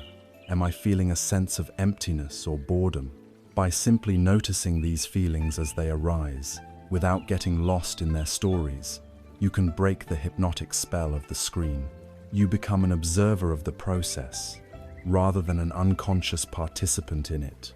Finally, We can reclaim our sanity by setting conscious boundaries. This is a modern form of the practice of renunciation, of letting go. This could mean creating technology-free times or zones in your day. Perhaps the first hour of the morning is reserved for quiet reflection, meditation, or gentle movement before the deluge is allowed in. Perhaps the dinner table is a sacred, screen-free space dedicated to real human connection. Perhaps you practice a digital Sabbath one day a week, a conscious choice to unplug from the virtual world and plug back into the real one. These boundaries are not punishments. They are acts of profound self-care, creating the precious space for silence, stillness, and deep thought to re-emerge. A modern parable can help illustrate the proper relationship with our technology. Imagine a master carpenter. In her workshop, she has a magnificent hammer. It is a powerful, elegant, and incredibly useful tool. With it, she builds beautiful furniture. She frames sturdy houses. She creates things of value and meaning. She wields it with skill and respect. And when the day's work is done, she carefully places the hammer back in its proper place in her toolbox. Now, imagine if this carpenter became pathologically obsessed with her hammer. She carries it with her everywhere she goes. She brings it to the dinner table, placing it next to her plate. She takes it to bed with her, sleeping with it under her pillow. In conversations with her family, she is constantly fidgeting with it, checking its balance, polishing its head. It is the first thing she reaches for in the morning and the last thing she touches at night. The hammer has ceased to be a tool that serves her life. It has become her master. It is no longer a source of creativity, but a source of neurotic attachment and a constant barrier between herself and the world. Our digital devices are our hammers. They are tools of immense power and potential. The question that mindfulness asks us is this: are we the master carpenter, using the tool with wisdom and purpose? Or have we become the obsessed carpenter, a servant to the very tool that was meant to serve us? The great struggle of our time is the battle for our own attention. What we choose to pay attention to, moment by moment, literally constitutes our life. The practice of navigating the digital world with wisdom is not about ascetic rejection. It is the far more radical and empowering act of reclaiming sovereignty over our own minds, of consciously choosing where we place our focus, and thereby choosing the kind of life we wish to live. This pressure to be constantly connected, endlessly available, and perpetually stimulated does not exist in a vacuum. It flows directly from our personal lives into our professional lives, where it merges with another powerful and demanding cultural force: the relentless cult of productivity and the glorification of the hustle. This brings us to our next great challenge: the quest to find stillness and sanity in the heart of our working lives. The digital deluge, with its ceaseless notifications and constant demands on our attention, flows directly into the heart of our professional lives, merging with another powerful and exhausting cultural narrative: the cult of the hustle. This is the modern gospel of relentless striving, a philosophy that glorifies exhaustion as a status symbol and treats busyness as a badge of honor. It whispers to us that every moment must be optimized, every hobby monetized, every hour of rest a missed opportunity for advancement. We are encouraged to rise and grind, to work longer and harder than anyone else, to sacrifice sleep and well-being on the altar of productivity and achievement. We see this celebrated everywhere, from entrepreneurial gurus to motivational quotes, creating a pervasive pressure to be constantly on, constantly productive, and constantly striving for more. This hustle culture is presented as a path to success and fulfillment, but for so many, it is a direct path to burnout, anxiety, and a profound sense of emptiness. It is a life lived in a state of perpetual, low-grade emergency. We become human doings rather than human beings, our value determined not by the quality of our presence, but by the quantity of our output. From a Buddhist perspective, This mindset is a toxic combination of the three poisons in a professional guise. It is greed, applied to our ambition, an insatiable desire for more success, more status, more recognition. It is hatred applied to ourselves, a harsh inner critic that tells us we are lazy or inadequate if we are not constantly working. And it is delusion, the fundamental ignorance that believes this frantic, unsustainable pace will somehow lead to a state of lasting peace and happiness. The core assumption of hustle culture is that more effort always equals better results. It champions a brute force approach to accomplishment. But this logic is fundamentally flawed. Nature itself teaches us this. A gardener knows that a plant does not grow faster if you constantly pull on its stem. It grows through a natural rhythm of sunlight, water, soil, and rest. A musician knows that a beautiful piece of music is not created by simply playing the notes faster and louder. It is created through a masterful understanding of rhythm, dynamics, and the powerful use of silence between the notes. In the same way, our minds and bodies are not machines that can operate at maximum capacity indefinitely. Modern neuroscience confirms what ancient wisdom has always known. Relentless effort leads to diminishing returns. It leads to cognitive fatigue, more frequent mistakes, a loss of creativity, and a collapse of insightful problem solving. The hustle is, in fact, an inefficient and counterproductive strategy. It mistakes motion for progress. The wisdom of the Eightfold Path offers a sane, sustainable, and far more effective alternative to this blind striving.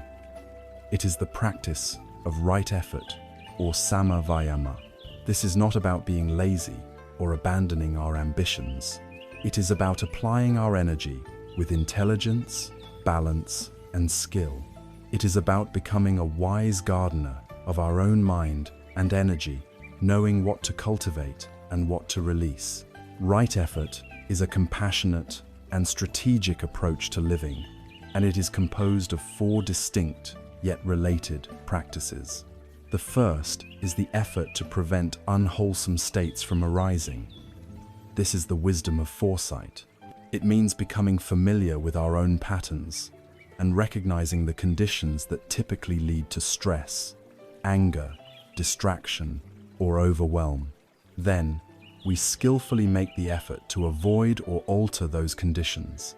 For example, if you know that checking your work email the moment you wake up floods your system with anxiety and sets a frantic tone for the day, the effort of prevention is to create a new habit, to meditate, exercise, or enjoy a quiet cup of coffee before you engage with the demands of the digital world. If you know that working for hours without a break leads to mental fog and irritability, the effort of prevention is to schedule short, mindful breaks into your day. This is not about avoiding work. It is about wisely managing the conditions of your mind so you can engage with your work from a place of clarity and calm. The second is the effort to abandon unwholesome states that have already arisen. Despite our best efforts at prevention, difficult states of mind will still occur. Stress will arise, frustration will bubble up, a feeling of being overwhelmed will descend. Our habitual tendency is often to either indulge these states, be ruminating on them, complaining about them, and letting them spiral, to try and violently suppress them. Right effort offers a middle way. It is the practice of mindfully acknowledging the unwholesome state when it appears.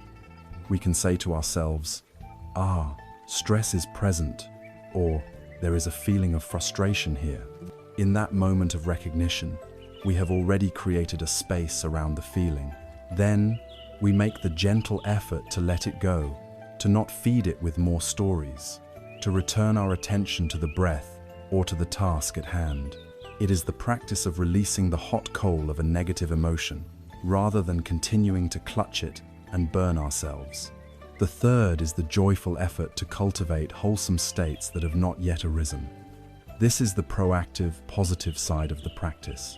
It is about intentionally planting seeds of goodness in the mind.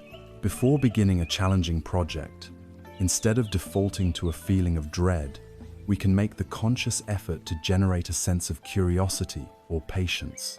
When a colleague is struggling, we can make the effort to offer a genuine word of encouragement, thereby cultivating kindness in our own heart. Throughout the day, we can make the effort to notice small things, to be grateful for a moment of quiet, a helpful interaction, the very fact that we have meaningful work to do. This is not about naive, positive thinking, but about the deliberate and skillful generation of mental states that are conducive to well-being and clear seeing. The fourth and final aspect is the effort to maintain wholesome states that are already present. When a moment of genuine focus, creativity, or flow arises, our scattered minds often quickly abandon it for a trivial distraction. The effort of maintenance is the practice of recognizing these wholesome states and skillfully protecting them.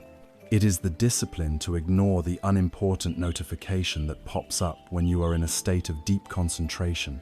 It is the wisdom to appreciate a good mood without immediately clinging to it, but simply allowing it to be, creating the conditions for it to last longer. It is recognizing a positive new habit and making the conscious effort to sustain it day after day. This fourfold practice of right effort leads us to a profound redefinition of what it means to be productive and successful. The hustle culture defines productivity purely by external metrics: tasks completed, emails answered, hours billed. A more wholesome definition of productivity would include the quality of our inner state. A single hour of work done with calm, focused, and present moment attention is infinitely more productive for our overall well-being than 5 hours of work done in a state of frantic, fragmented, and stressful distraction. Similarly, we must redefine success. Is a person truly successful if they have attained wealth and status, but have sacrificed their health, their relationships, and their own inner peace to get there? A more holistic vision of success includes not only outer accomplishment, but also inner freedom. True success is ending the workday with a sense of gentle satisfaction, not utter depletion. It is having the mental space and energy left over to be truly present with your loved ones. It is the ability to enjoy the fruits of your labor from a place of peace, rather than anxiously striving for the next goal. It is having a mind that is a calm, clear, and pleasant place to reside. The folly of the hustle mindset is perfectly captured in the simple story of a young woodcutter. An older, wiser woodcutter lived in the same forest, and the young man was fiercely determined to prove he was better. On the first day, the young man worked without stopping for a single break, not even for water, and he managed to fell 15 trees. The old man felled 10. The young man was proud. On the second day, he worked with even more frantic intensity, but was frustrated to find he had only felled 10 trees. On the third day, sweating and exhausted, he only felled 5. Meanwhile, the old man consistently felled 10 trees every day. Finally, the young man, defeated and bewildered, went to the older woodcutter. "I don't understand," he said. "I work harder than you. I never stop, yet you cut down more trees than I do. What is your secret?" The old woodcutter smiled and asked him, "When was the last time you stopped to sharpen your saw?" The young man was taken aback. "Sharpen my saw?" he scoffed. "I have no time for that. I am far too busy cutting down trees." The old man nodded. "And that," he said gently, "is your answer. I stop several times a day. I take a rest, and I sharpen my saw." Rest, silence, meditation, and self-care are not lazy indulgences. They are not time wasted. They are the essential and non-negotiable act of sharpening the saw of our mind, body, and spirit. Without this regular maintenance, our efforts become dull, inefficient, and ultimately unsustainable. Finding stillness is not the enemy of accomplishment. It is its necessary and indispensable foundation. The practice of right effort offers us a path to engage with our ambitions in a way that is wise, sustainable, and deeply compassionate, a way that leads not to burnout, but to a balanced and truly successful life. The intense pressure to perform, to achieve, and to be constantly productive does not confine itself to our 9-to-5 lives. This mindset, and the stress and distraction that come with it, inevitably bleeds into the most personal areas of our world, shaping our interactions with the people we care about most. We bring the anxieties of the office home with us. How then can we apply this wisdom of balance, presence, and mindful effort to the beautiful, complex, and often challenging domain of our human relationships? This question leads us to explore one of the most practical applications of these teachings: navigating our connections with others through the clear lens of impermanence. The relentless pressures of the modern world, the cult of busyness, and the anxieties of the digital age do not simply vanish when we walk through the front door of our homes. We carry them within us, into the most intimate and sacred arenas of our lives, our relationships. Our minds, distracted by work and technology, can struggle to be truly present with the people we love most. Our hearts, conditioned by a culture of control and achievement, can find it difficult to navigate the fluid, unpredictable, and often messy reality of human connection. It is in our relationships with our partners, our children, our parents, and our friends that our deepest patterns of clinging, fear, and delusion play out most vividly. And it is here that the wisdom of this path can offer the most profound healing through the transformative lens of one of a core insight, the truth of anicca, or impermanence. Our culture feeds us a very specific and powerful narrative about love. It is the story of happily ever after, the quest for a soulmate who will complete us, the belief that a successful relationship is one that achieves a state of stable, unchanging harmony. We fall in love not just with a person, but with a static photograph of that person taken at a moment in time. We create a fixed image in our minds of their personality, their habits, their belief sand. We then unconsciously expect this living, breathing, constantly evolving human being to conform to our mental snapshot. We cling to the initial, intense phase of a romance and feel that something is wrong when it naturally matures into a different, deeper, but less euphoric state. We resist change, we fear uncertainty, and we fight against the natural, flowing current of life. This resistance, this struggle against the fundamental nature of reality, is a primary source of the conflict, disappointment, and suffering we experience in our relationships. The wisdom of anicca invites us to see with clear, gentle eyes the truth that everything is in a state of constant flux. Nothing is permanent, and nothing is fixed. When we apply this law to our relationships, it revolutionizes our understanding. First, we see that people change. The person you love is not an unchanging entity. Their body is changing day by day. Their thoughts are a flowing river. Their beliefs, dreams, and priorities will evolve over time, as will your own. To love someone wisely is not to love a fixed idea of who they are, but to love their process, their journey, their becoming. It is to create a space safe enough for both of you to grow and change, without the fear that this change will be seen as a betrayal of the relationship. Second, we see that feelings change.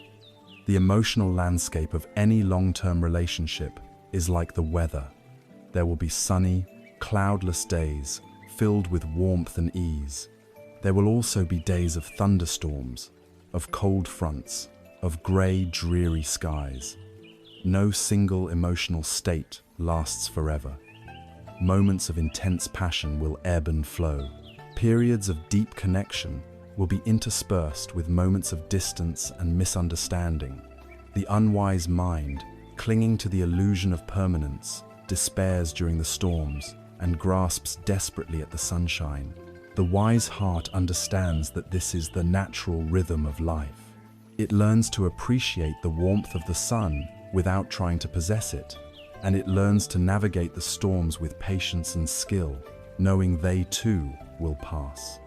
Third, we see that circumstances change. Life is a flowing river of events. People lose jobs, get sick, have children, move to new cities, and care for aging parents.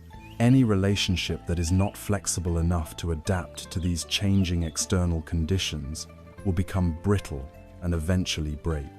To build a relationship on the expectation that circumstances will remain stable is to build a house on the sand.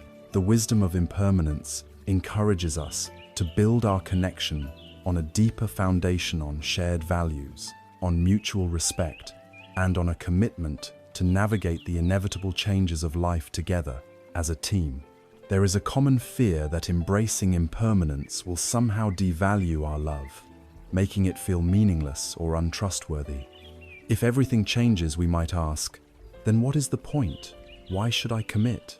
But the truth is the precise opposite. The recognition of impermanence does not make love less meaningful. It makes it infinitely more precious. It is the very fact that this present moment will never come again that infuses it with a sacred quality. When we truly understand that our time with our loved ones is finite and that the person before us is an ever-changing process, we are motivated to pay closer attention. We stop taking them for granted. We listen more deeply. We forgive more easily.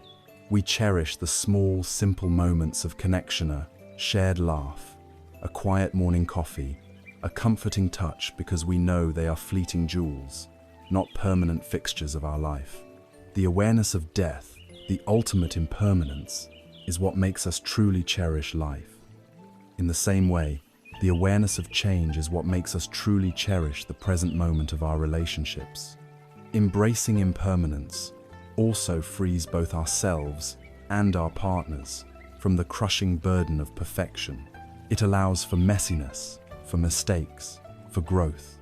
It creates a spacious and forgiving atmosphere where we can be authentic human beings rather than actors trying to play the role of the perfect partner. A relationship based on fear and clinging tries to be a stone statue, fixed, predictable, seemingly permanent, but ultimately cold and lifeless. A relationship based on the wisdom of impermanence is like a dance, fluid, dynamic, responsive, sometimes clumsy, sometimes graceful, but always, always alive. There is a simple, beautiful analogy for this way of loving.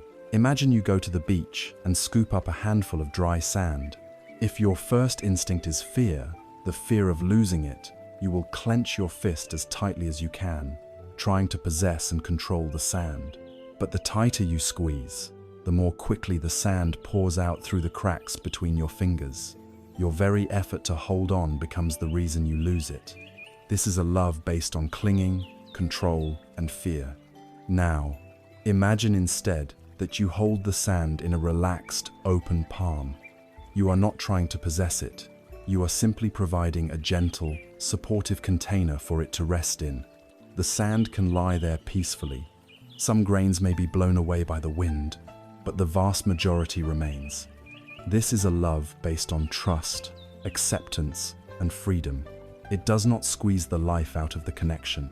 It creates a spacious and welcoming environment in which love can breathe, settle, and be itself.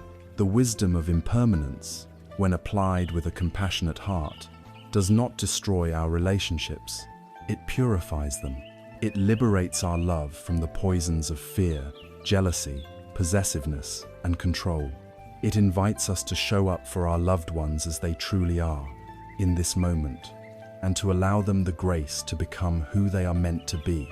It teaches us that the only true stability is not found in permanence, but in our capacity to skillfully and lovingly dance with change.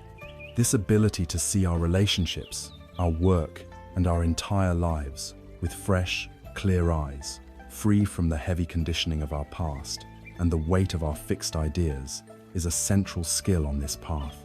It requires us to shed the skin of the expert, the one who thinks they have it all figured out, and to instead adopt the posture of a humble and curious student of life.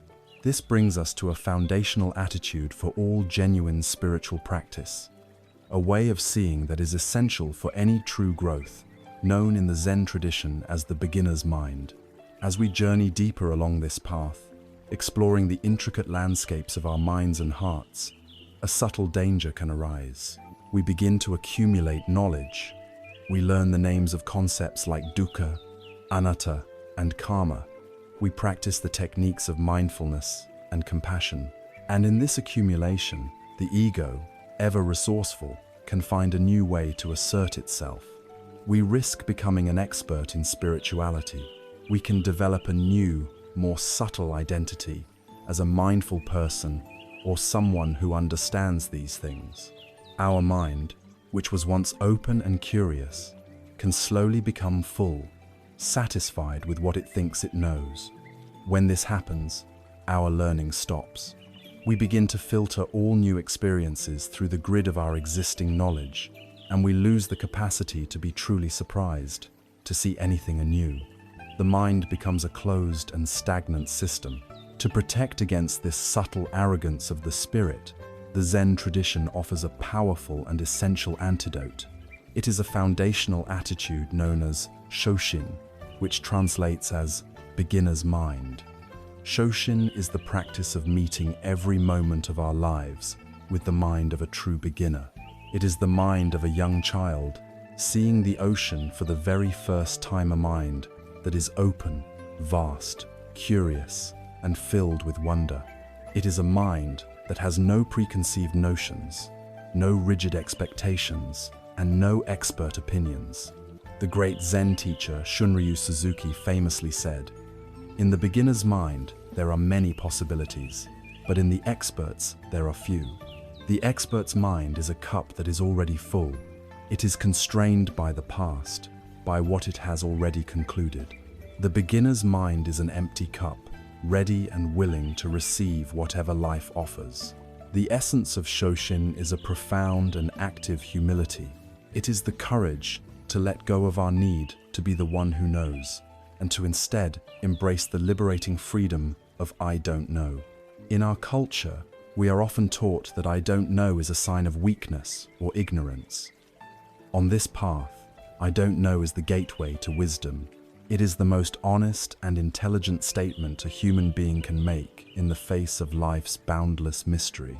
When we can truly rest in a state of not knowing, the mind becomes porous, receptive, and capable of genuine discovery.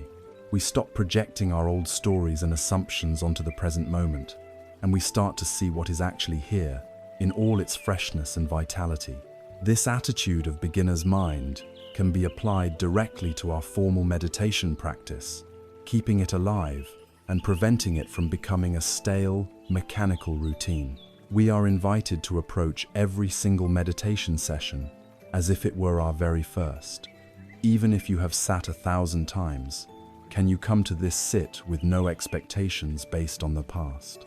Yesterday's sit may have been calm and peaceful, while today's may be restless and chaotic. The beginner's mind does not compare. It does not judge the sit as good or bad. It simply meets the reality of this present moment with gentle curiosity. Can you feel the sensation of this breath right now, as if you have never felt a breath before?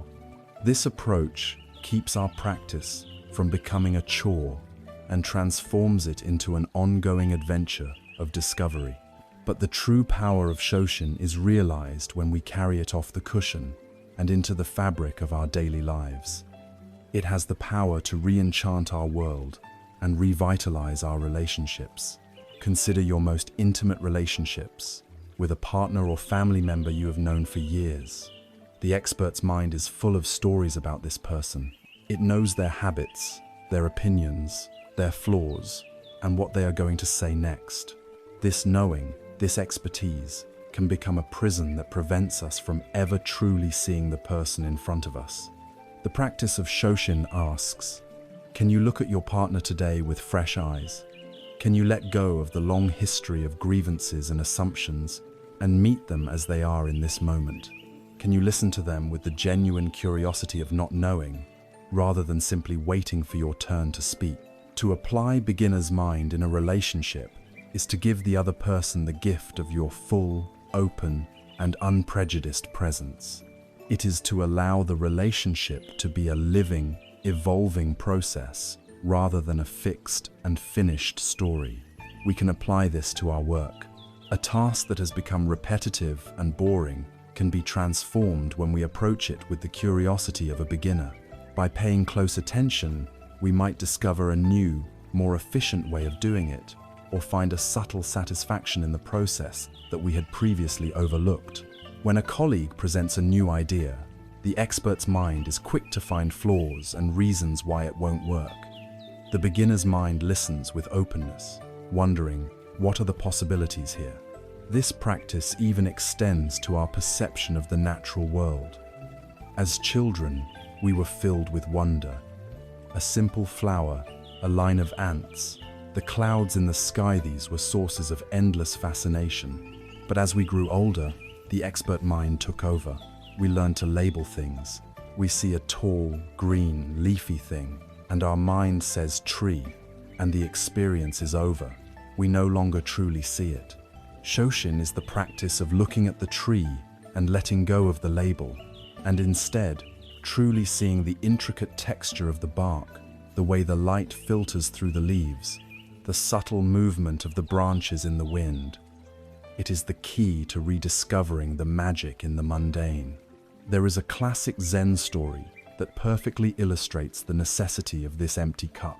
A very learned and distinguished university professor, a man who was an expert in the philosophies of the world, traveled to visit a reclusive Zen master to learn about Zen. Upon being welcomed, the professor immediately began to talk. He talked about all the books he had read, all the complex theories he had mastered, and all of his own insightful interpretations of spiritual doctrines. He spoke at length, demonstrating his vast intellectual knowledge. The Zen master listened patiently and quietly. After some time, he said, "Let us pause for some tea." He prepared the tea and brought 2 cups. As the professor continued to talk, the master began to pour tea into his cup. He filled it right to the brim, but then he did not stop. He kept pouring. Hot tea began to overflow the cup, cascading onto the saucer and then onto the table. The professor, seeing this, jumped up in alarm. "Stop! What are you doing?" he shouted. "The cup is completely full. No more can possibly go in." The Zen master stopped pouring, looked calmly at the professor, and said, "Like this cup, you are full of your own opinions and speculations. How can I possibly show you anything about Zen unless you first empty your cup?" This is the central teaching of Shoshin. We must be willing to periodically empty our cup, to let go of our cherished certainties and our intellectual pride, in order to make room for a deeper, more direct, and more authentic understanding to arise. Beginner's mind is the essential posture for any genuine learning. It keeps us humble, it keeps us curious, and it keeps us open to the boundless and ever-unfolding mystery of our own lives. When we can look at the world through the clear, uncluttered lens of this open mind, we become capable of perceiving a truth that is hidden from the expert. We begin to see not just the isolated things in the world, but the intricate and miraculous web of connections that joins them all together. This open-minded perspective is the very gateway to the profound wisdom of interbeing. When we approach the world with the empty, open, and curious cup of a beginner's mind, we create the possibility for a revelation to occur.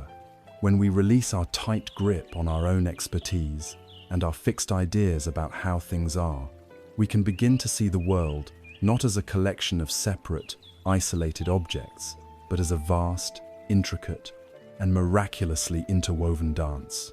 This shift in perception, born from the insight into not-self, leads us to one of the most beautiful, comforting, and profound truths of this path, the wisdom of interbeing.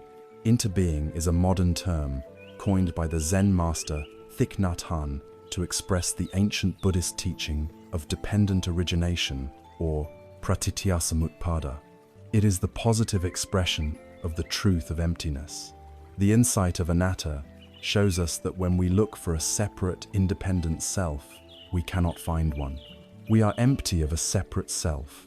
But this emptiness is not a void, a nothingness. It is, instead, a radical fullness. Because we are empty of a separate self, we are full of everything else. We are full of the entire cosmos. To be is to interbe. Nothing exists by itself. Everything in the universe relies on everything else for its existence. This is not a poetic sentiment. It is a description of reality. We can explore this truth with a simple contemplation. Imagine you are holding a single sheet of paper in your hands. Let us look deeply into this sheet of paper with the eyes of interbeing. As we look, we can begin to see a cloud floating in it. This is not a flight of fancy. Without a cloud, there can be no rain. Without rain, the trees cannot grow. And without trees, we cannot make paper. So the cloud is an essential part of the paper's existence. If we were to return the cloud to the sky, the sheet of paper could not be here. Now, let us look again. We can see the sunshine in the paper.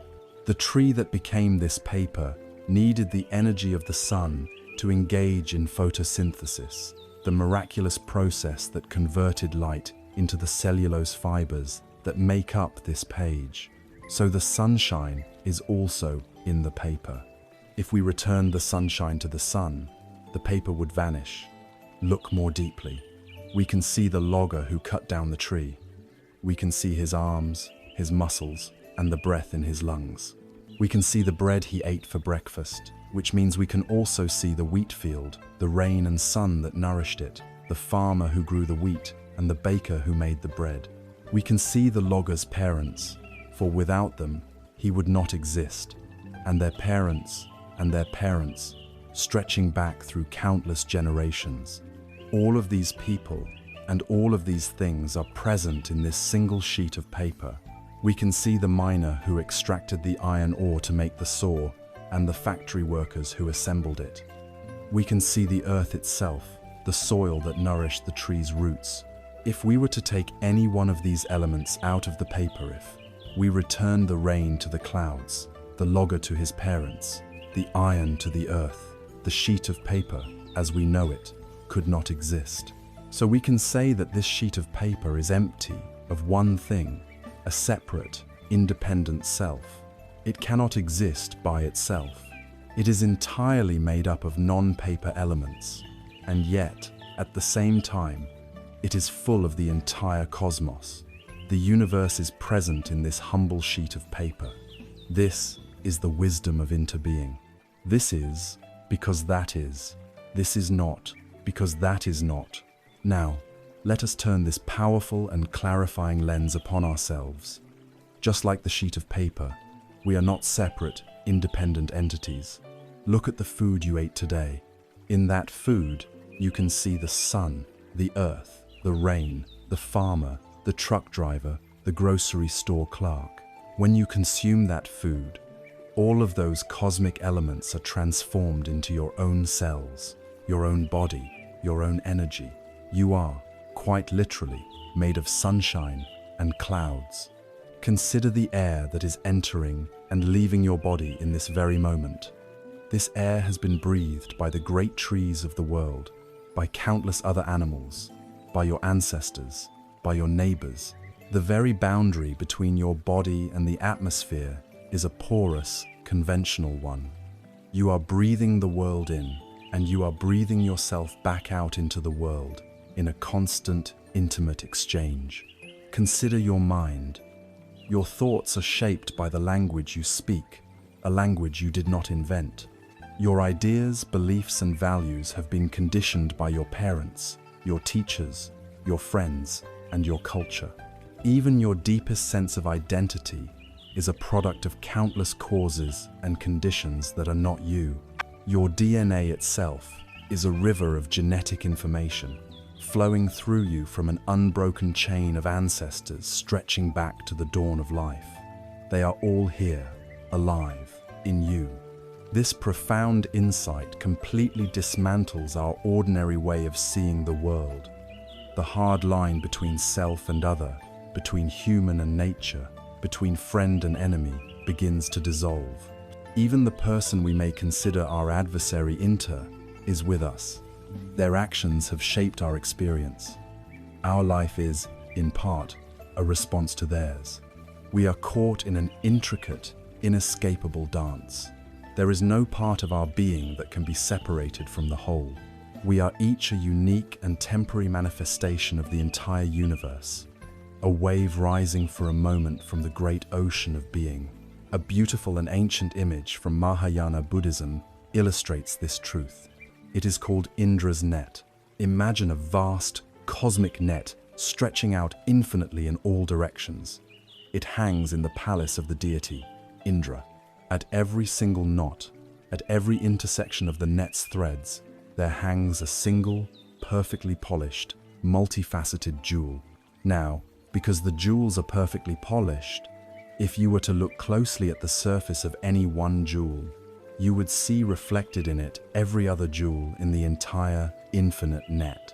And if you were to look even more closely, within each of those reflections, you would see the reflections of all the other jewels, and so on, to infinity. Each individual jewel contains within it the totality of the net. Every part reflects the whole. We are these jewels. Each of us reflects all others, and is reflected in all others. What happens to one of us, happens to all of us. An act of kindness directed toward one jewel sends a shimmer of light across the entire net. An act of harm toward one jewel casts a shadow that dulls the reflection in every other. This is not a metaphor, it is a description of the deep structure of reality. When this understanding moves from an intellectual idea to a deeply felt reality, it becomes the unshakable foundation for a new way of living. It becomes the ultimate reason for ethics and compassion. The wisdom of interbeing reveals that compassion is not simply a moral duty or a nice sentiment. It is an act of profound sanity. If you and I are, then to harm you is, in a very real sense, to harm myself. To pollute the river is to poison my own body. To cut down the forest is to destroy my own lungs. Your suffering is not separate from me. It is a dissonance in the fabric of my own larger being. My well-being is inextricably tied to your well-being. This insight is also the foundation for a limitless joy. When we truly understand interbeing, the poison of envy becomes illogical. The success and happiness of another is not a threat to me, it is a contribution to the whole. When another jewel shines more brightly, the light reflected in my own jewel increases. Their joy becomes my joy. The wisdom of interbeing is the great homecoming. It is the end of our painful illusion of being a lonely, isolated fragment, struggling against the rest of the universe. It is the realization that we are, and have always been, a seamless and integral part of the magnificent, interconnected whole. We are not a drop in the ocean. We are the entire ocean in a single drop. This shift in identity, from a separate self to an interbeing, is a source of immense comfort, boundless connection, and profound responsibility. This entire journey of ours, from the initial diagnosis of our disquiet, to the development of our inner tools, to this peak insight of our radical interconnectedness, is not a mere collection of philosophical concepts to be learned and stored away. For these teachings to truly liberate us, they must be more than just understood. They must be lived. They must be woven together into the fabric of our moment-to-moment existence. This brings us to the final stage of our exploration. How do we take all of these disparate threads of wisdom and weave them into a single, coherent, and beautiful tapestry? How do we live a truly contemplative life? We have come to the end of a long and winding path. Our journey began in the quiet desperation of a life out of balance, a life overwhelmed by the pressures of a world that is always demanding more. Together, we embarked on an inner pilgrimage. We had the courage to look directly at our own disquiet, diagnosing the universal condition of dukkha. We became detectives of the mind, uncovering the hidden architect of our stress, the relentless thirst of tanha. We then glimpse the breathtaking horizon of possibility, the truth of nirodha, that an end to this suffering is attainable. We were given a map for this journey, the Noble Eightfold Path, a comprehensive guide to living with wisdom, ethics, and a disciplined mind. Along the way, we have gathered essential tools.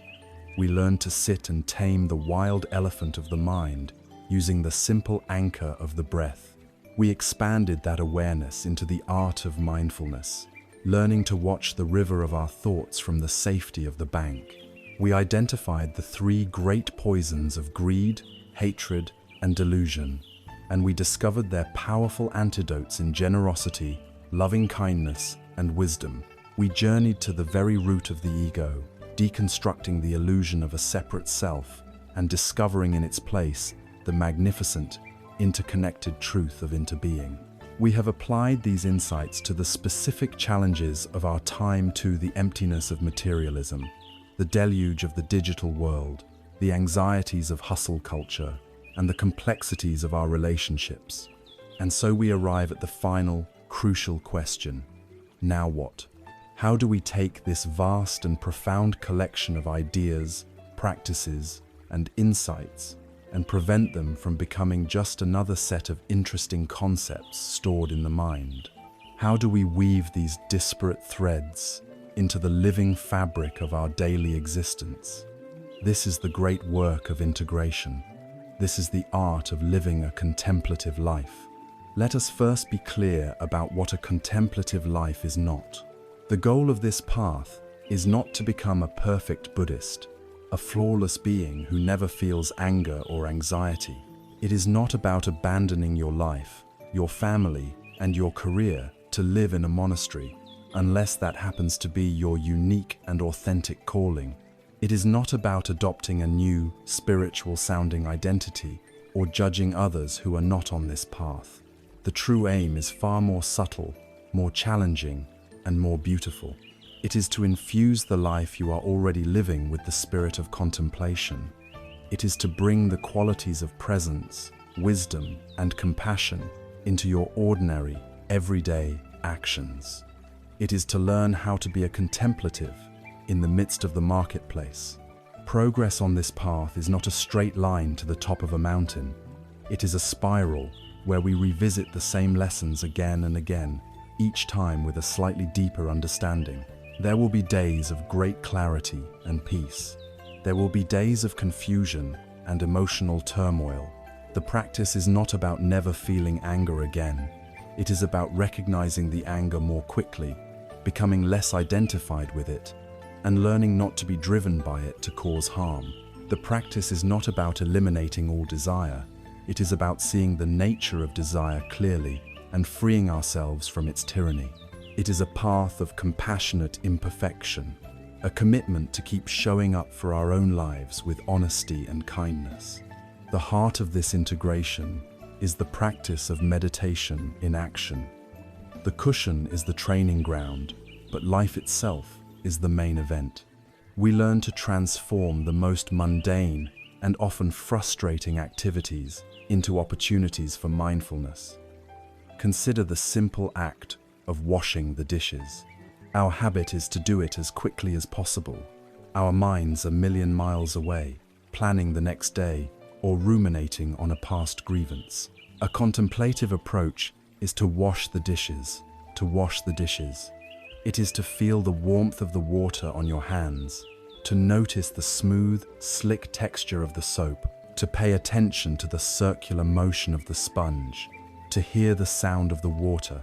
In that moment, you are not just washing a dish, you are fully present for your life. As the Zen master Thich Nhat Hanh taught, if you are incapable of washing the dishes mindfully, you will be incapable of drinking your tea mindfully. How we do the small things is how we do everything. Consider your daily commute, so often a source of stress and frustration. Can this be a practice? Instead of fuming at the traffic, can you use the red lights as a bell of mindfulness, a reminder to return to your breath? Can you feel your hands on the steering wheel, your body in the seat? Can you listen to the sounds of the city without judgment? Can you send a silent wish of well-being to the other drivers, recognizing that they, like you, are just trying to get somewhere?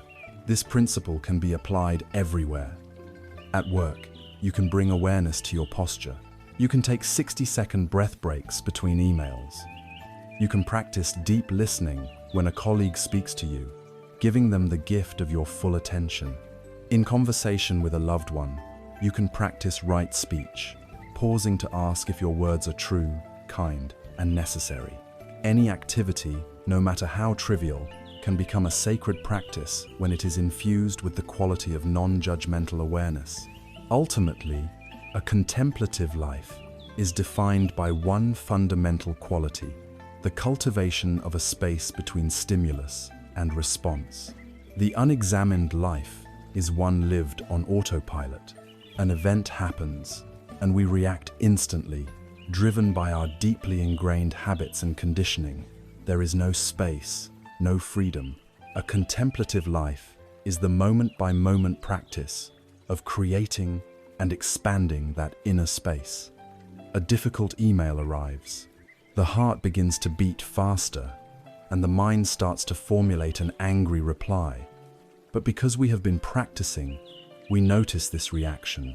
We pause, we take a breath, and in that sacred pause, that space of awareness, we find freedom, we find choice. We can still choose to respond, but we can now do so wisely, not reactively. We can choose to respond with clarity and compassion, rather than with fear and anger.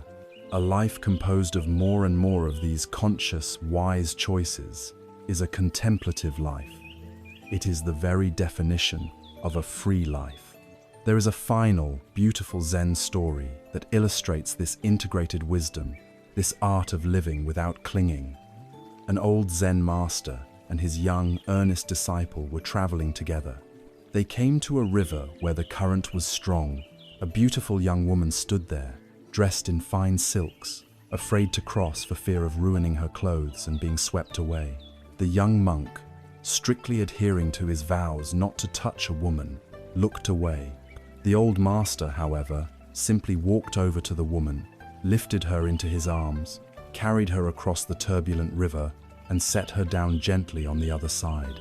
She thanked him profusely, and the two monks continued their journey. For hours, the young disciple walked in agitated silence. His mind was a storm of judgment and confusion. How could he do that? He thought. We are sworn to celibacy. He has broken the most sacred of our vows. What kind of a master is he? He replayed the scene over and over, his inner turmoil growing with every step. Finally, he could bear it no longer. He burst out, "Master, I must ask you, how could you do that back there? You are a monk. You are forbidden to touch a woman, let alone carry one in your arms like that." The old master looked at his distraught student with eyes full of compassion and a gentle smile. "Oh," he said softly, "I left that woman by the riverbank 2 hours ago. Are you still carrying her?" This is the essence of a contemplative life.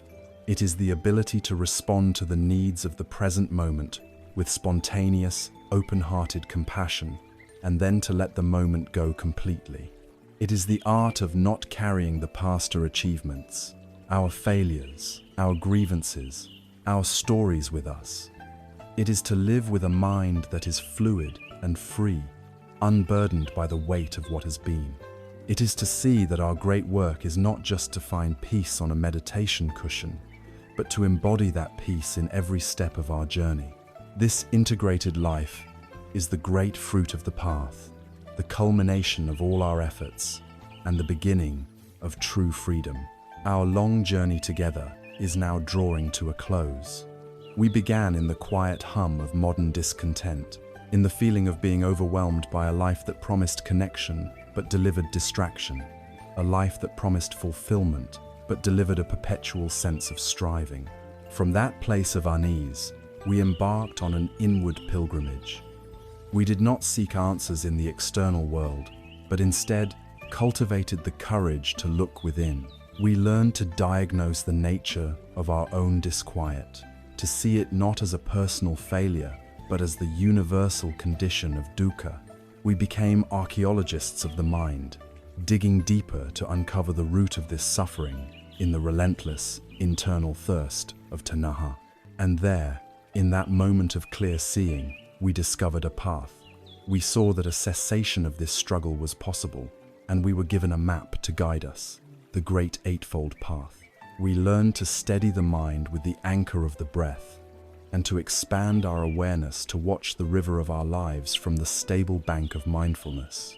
We identified the poisons of greed, hatred, and delusion, and we began to administer their powerful antidotes: generosity, loving, kindness, and wisdom. We deconstructed the very idea of a separate self, and in its place, we found not an empty void, but the magnificent, interconnected truth of interbeing. We saw that we are not fragments, but are inseparable from the whole of life. After all of this, what is the final message to carry with you from this journey? It is this: the peace you are seeking is not at the end of some long and arduous road. It is not in the next accomplishment, the next relationship, or the next acquisition.